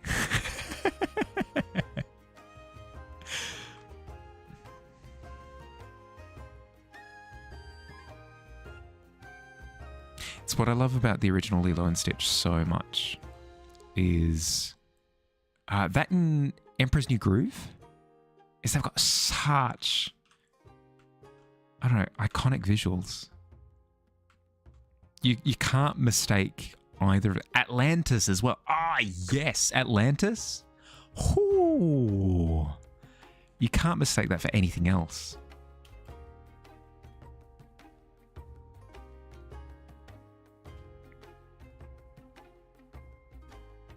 It has a soul. Kind of like Cars. Concept's so cool. Then the engineers get a hold of it in conjunction with cost constraints. The car looks so bland. Yeah. Concept cars look sick. Concept cars look so sick, and you can clearly see where they've got a vision of like, this car's a chameleon. This car is like, like has like stringy bits. And it's like, oh, sure, yeah, okay, cars can be anything. And then you look at the car on the road, it's like, no, cars can't be anything. Cars are this. Cars are this and only this. They don't make movies like that anymore, which is a shame. You see older animated movies, such a pleasure to look at compared to just everything being CG. Yes. But then again, no. It's just Disney, because Sony's actually been doing a good job with like The Bad Guys, Puss in Boots 2, K-pop Demon Hunters. Klaus is another one. Really, really, really good. There are directions that can be explored with 3D animated graphics. Disney just doesn't do it. Or if they do, they half-ass it with Wish. And then they go, oh, looks like people don't want creative things anymore. And they go down there.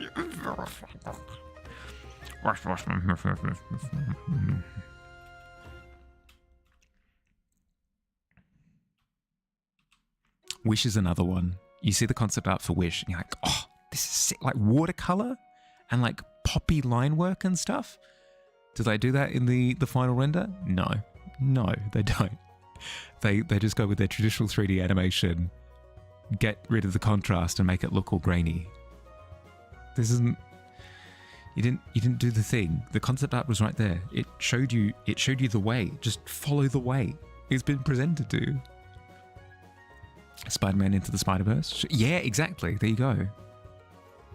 What happens to Nissan 370Z? The concept is sick as hell. The actual car looks like a bubble bath from a baby. Deary dear.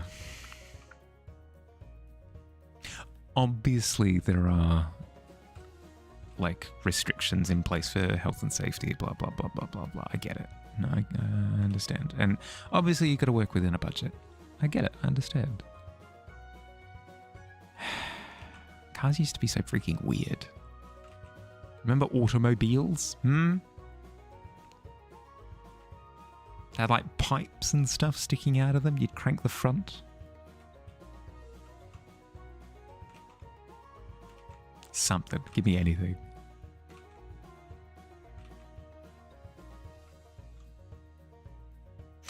It's one of those things where you can tell that cars have evolved over time if you look back in decade-long increments.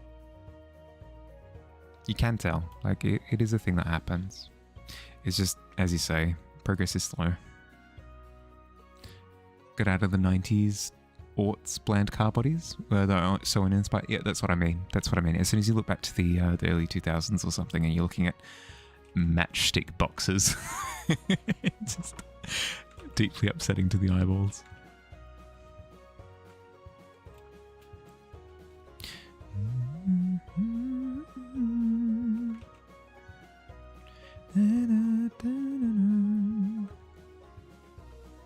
But yes, Spider-Man Into the Spider-Verse. Yeah, another really good example done by Sony.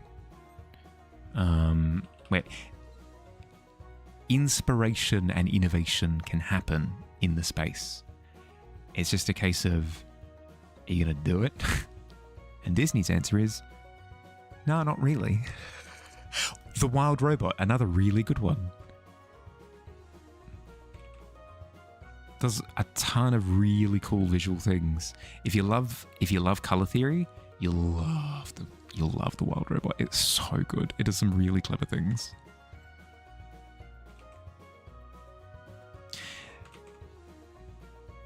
Story time through color. Color motifs. Wild Robot makes me so happy in my heart. Spider-Man Into the Spider-Verse is a freaking masterpiece. Yeah. Yep. There are definitely ways that you can innovate within the space. It's just people don't do it.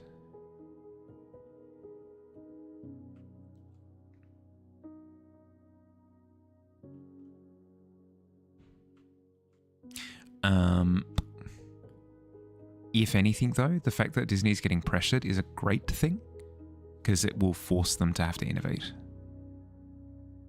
What's the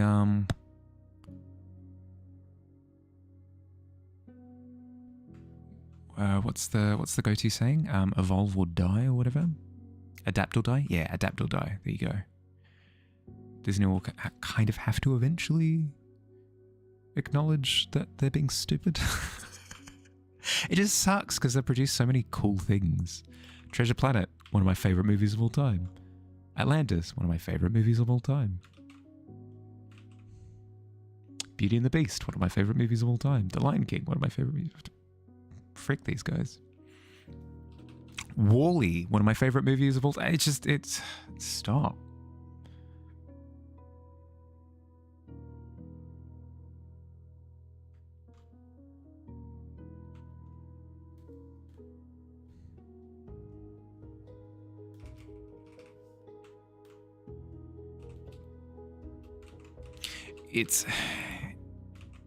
It's one of those things where companies are these big monolithic things where if you want to make a pivot, it's not a case of like, I want to change something that's coming out tomorrow. You can't really do that because these things have been in production for like 6 years.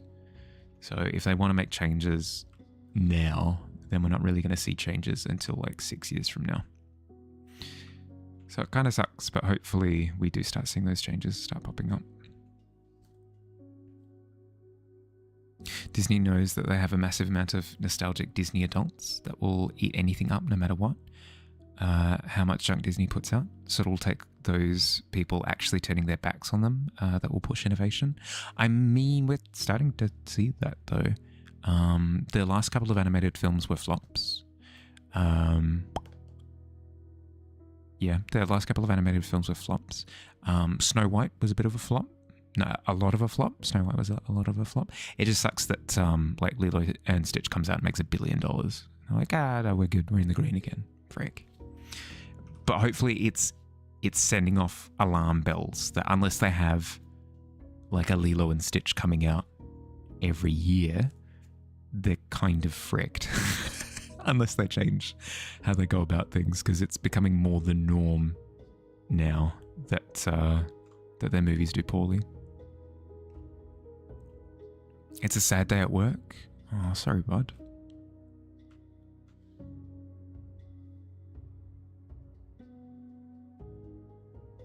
Haven't seen a Disney movie since CGI Lion King.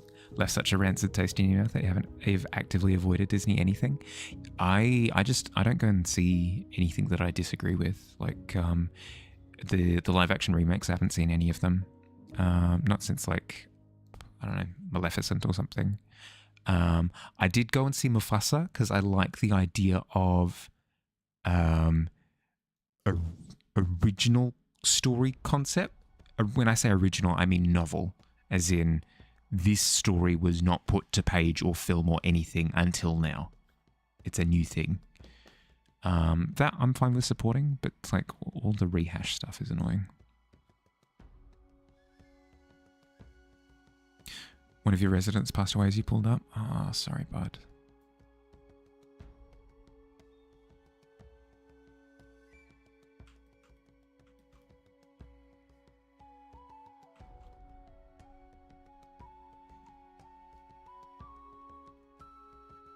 Hope you're doing okay. At least he isn't in pain anymore, past listening to his favourite music, Ozzy Osbourne. Yeah.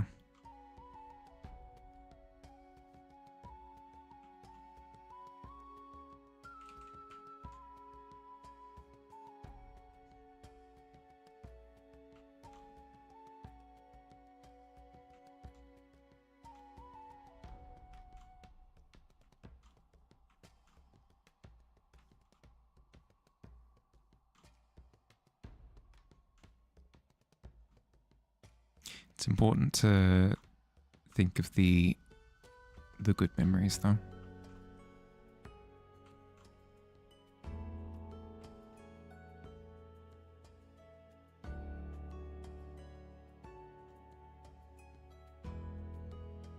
This is the nature of this job, though? Yeah.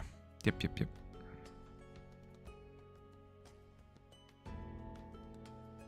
Look after yourself.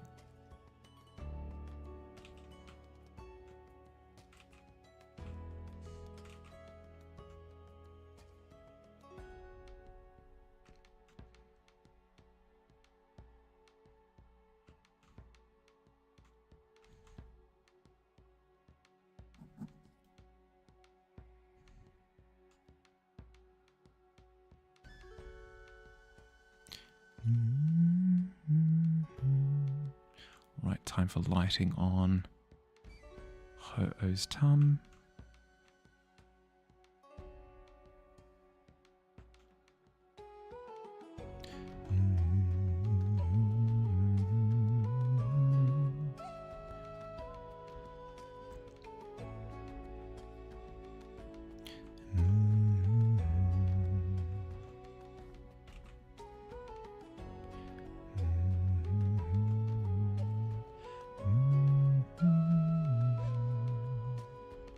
Can't just do horizontal lines because then it ends up looking like an onion, which, I mean, isn't the worst.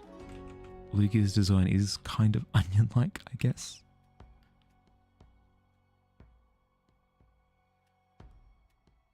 Lugia is kind of like an onion. It makes you cry. And it sprouts little onions when you expose it to sunlight. It sprouts little hairs. Little hairs. Did I say little onions? It sprouts little onions. No, you know what? Let's stick to that. Lugia sprouts little onions when you put it in the sun. Ooh. The 20? Bebop dropping a 20 like it's nothing. Hot damn. How you going, bud?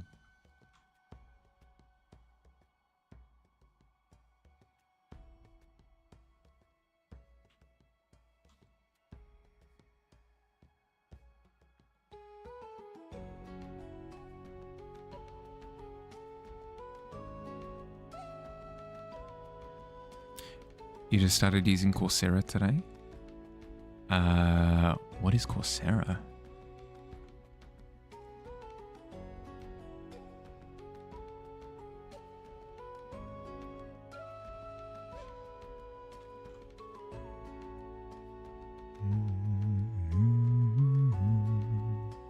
You got 100% on 3 assignments, so it makes sense. Nice.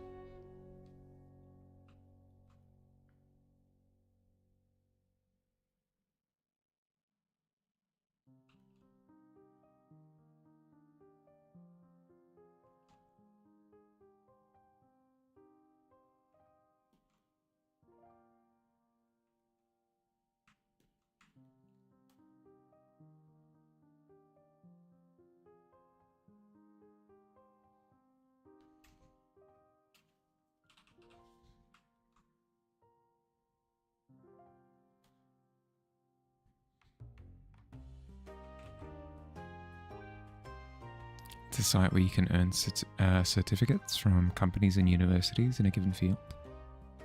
Huh. Okay. So it's almost like an online TAFE kind of thing?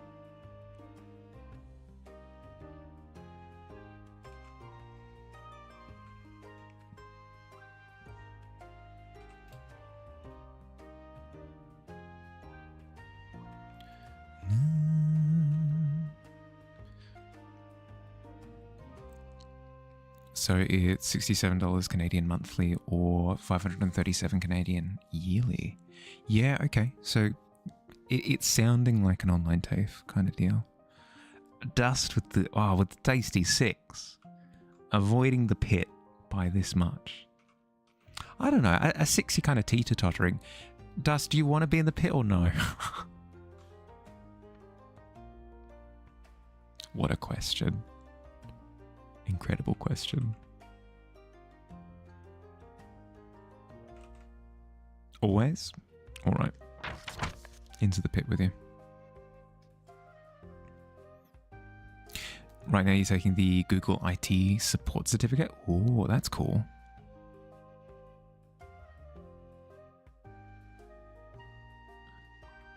As in, it's sponsored by Google? Or is it... how does that work?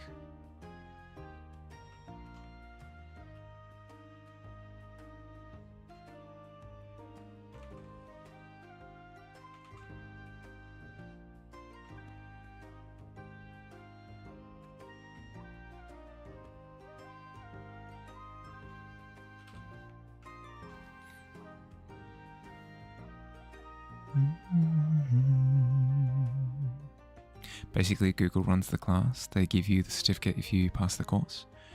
Interesting. So I presume that you can then use that certificate to apply to most IT jobs, and it's just got Google's stamp of approval on it, right? It's not a case of you can apply to a Google job with it, and that's it.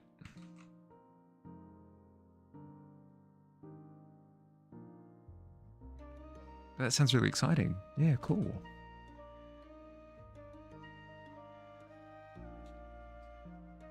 Are you enjoying it so far? You said that you're doing well in it, with 100% for each test that you've done so far. But certificate is recognized across the IT industry, and Google also hires them. Ah, yeah, cool.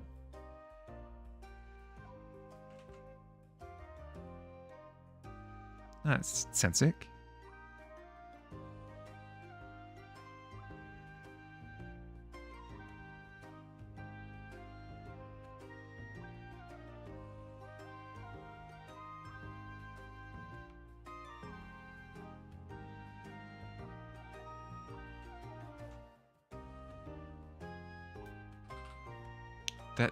Yeah, no, that sounds way more affordable than uni. That's awesome. I wonder if it's available here as well. Just out of curiosity, let's have a look. Coursera, Australia.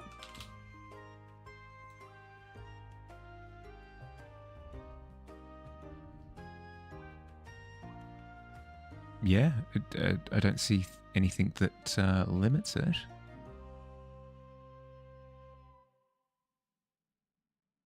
Apparently the University of Sydney, Australia also has online courses there. That's really cool.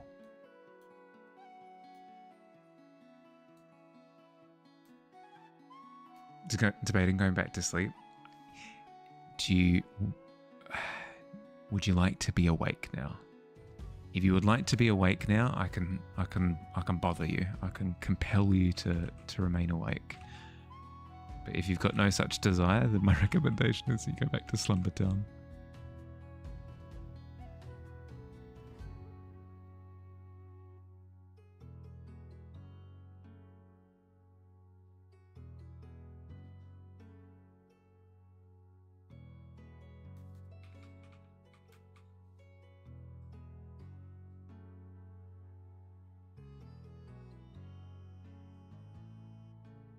Just remember to look after yourself as well as you're in the process.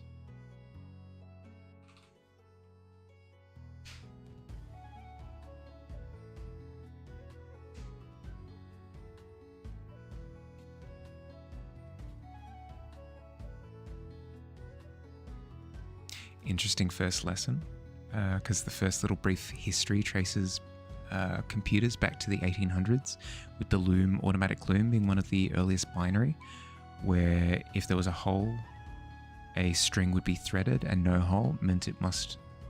It just went on till next hole. Ah, yeah, okay, there you go. Boom. Yeah, you've got dots and dashes. They're just built into the system. That's really cool. Don't have a big need to be awake. Got a package to pick up. But the fact that you'd rather go to sleep probably means you should. Yeah, rest up. Rest up.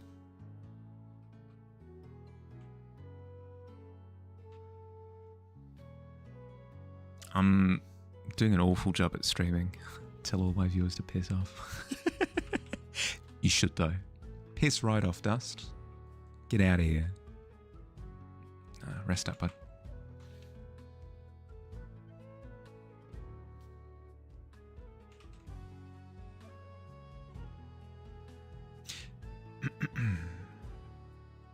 As sad as it is to say, you'll be alright. You're a bit desensitized due to your time in the army, not to say it doesn't affect you, but you know how to handle it better than most because of it. Fair. Sleep is important, so piss off. Yeah, exactly. Dreamt you were doing a drag show and it was very fun. Yeah, okay, fair. Well then, back to the show.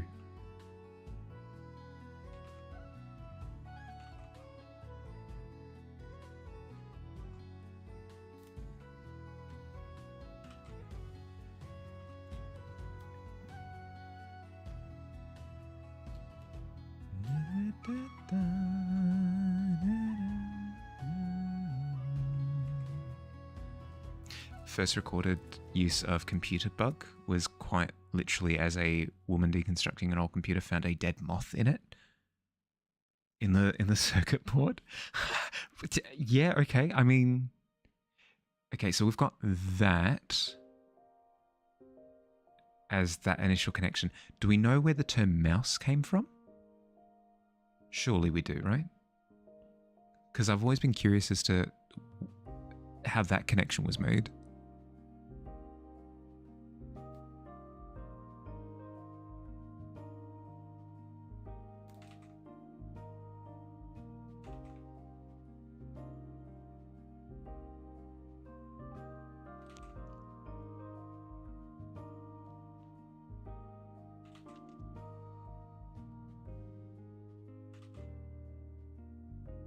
Come on, I can draw a line.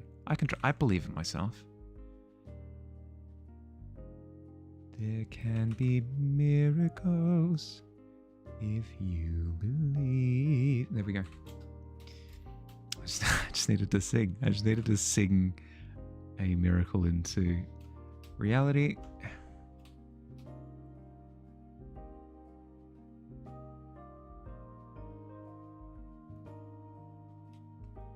It resembles a rodent, small with a tail. Yeah, well, today I learned.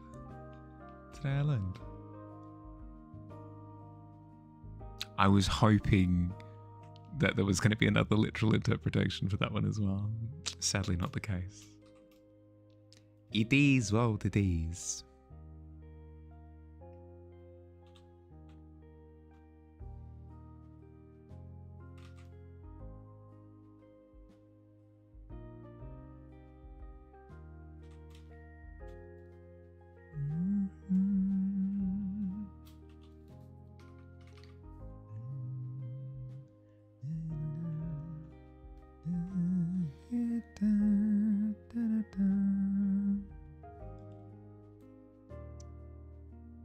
Okay, even though this flat bit of the hand is gesturing towards the light source, I should still have it darkened because it's going behind these bits that are all dark. All of this light is being obscured. If anything, I can have some shadows dancing on the palm. Like some highlight bits getting through. Past the Skarmory, past the Nidoking, past the Graveler. I can make it happen. Prince of Egypt is the pinnacle of animation. Only Studio Ghibli rivals it. Yeah. Now the music and animation that is sick. It's so good.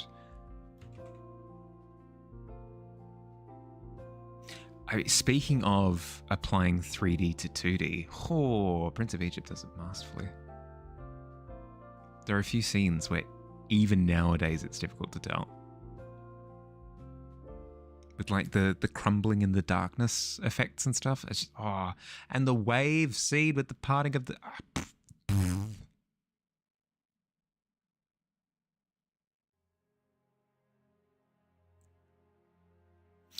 Your small rodent also changes computer browser, can interact with digital space when you lightly press on its head. Yes. We all know that mice are magic. Yeah, correct. Gaming Mouse has a headset on, saying problematic statements to other mice with headsets. No, the digital age has ruined the reputation of mouse everywhere. Really know how to limit it so it wouldn't pull you out of the movie, just enhance it. Over mouse watch. I love over mouse. It sounds so terrifying.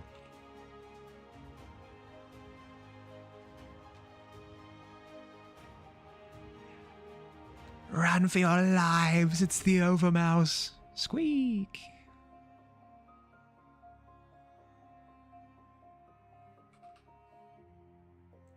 World of Mousecraft. Hollow Mouse and Rat Song? Yes. Yes, that's what I'm talking about.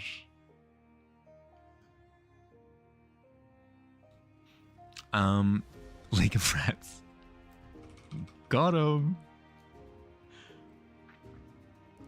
But yes, Prince of Egypt does a good job of, as you say, using it sparingly.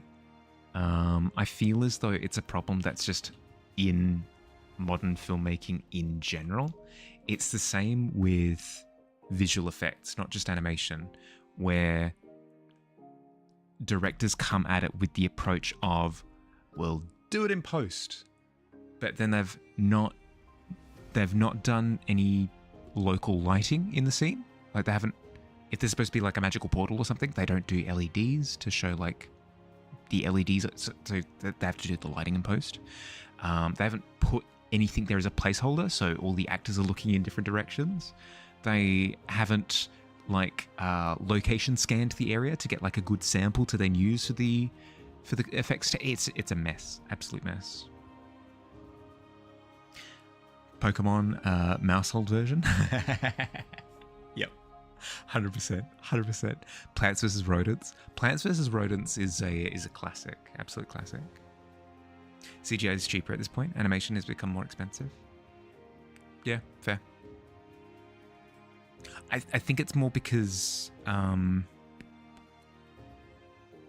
wouldn't say that effects are cheaper. Movie budgets have just ballooned to Narnia and back. Dungeons and Rats, Boulder's Mouse. Oh my god. Commitment. That's a committed title.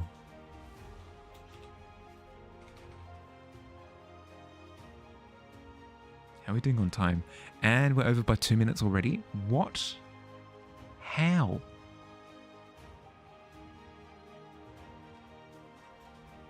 Okay, in retrospect, what have we done?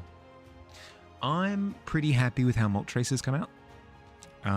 Obviously, I'm going to have to do final render with him after I do everything. So I've firmly placed him in the same bin as Dust now, where once I've rendered everything else, I'll go through and do a little touch-up to make sure that I've got colours bleeding in the way that I need it to, make sure that ambient things are interacting with each other in the way that I need them to.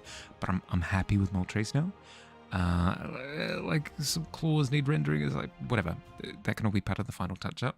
Similarly, I feel as though I've solved a lot of the problems that I could have potentially have had with Shazam. So now I'm happy to just leave that for final render as well. Pigeon still needs to be touched up, head and other wing, but otherwise it's probably fine. Ho-Oh, I'm liking the direction of. Pretty happy with where that's going. Splash 2 is going to be another... It's going to be something. Splash 2 is going to be something that exists. With these rodent themes. I'm just absolutely nailing them so far. Super Mouse Brothers. Legends of Rat, Mouse of Time. Or Legend of Rat, Mouse of the... I do like Mouse of the Wild. That gives it like a cuteness angle that I wasn't expecting. Ho-Oh? No, this is Ho-Oh. No. This is Ho-Oh. This is Moltres. This is Dust. This is Pigeon. This is Shazam. And this is Splash 2. I know what I said.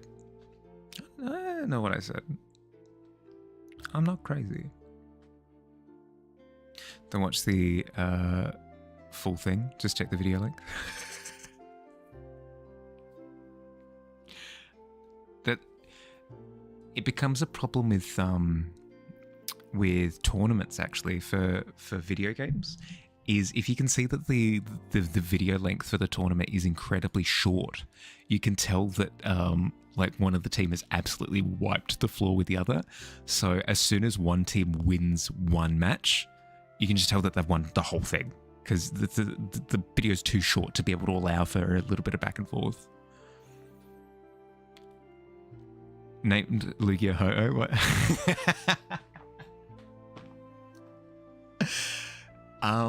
Because, I don't know, chat voted on it, and it definitely went one way.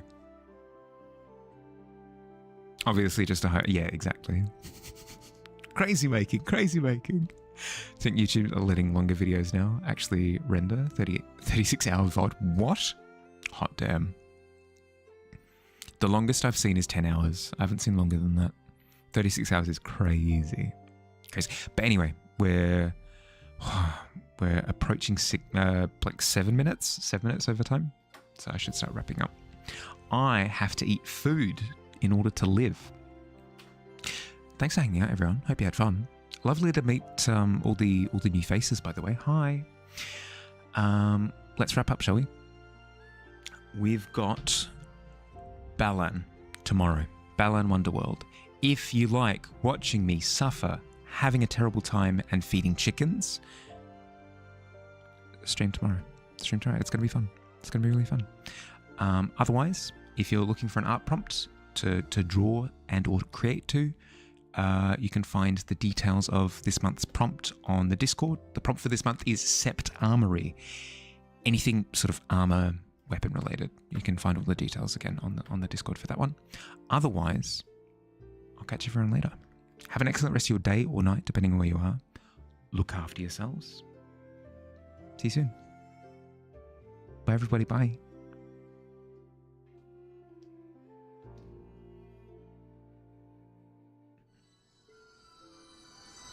You can't drop a 20 as I'm signing off. That is ridiculous.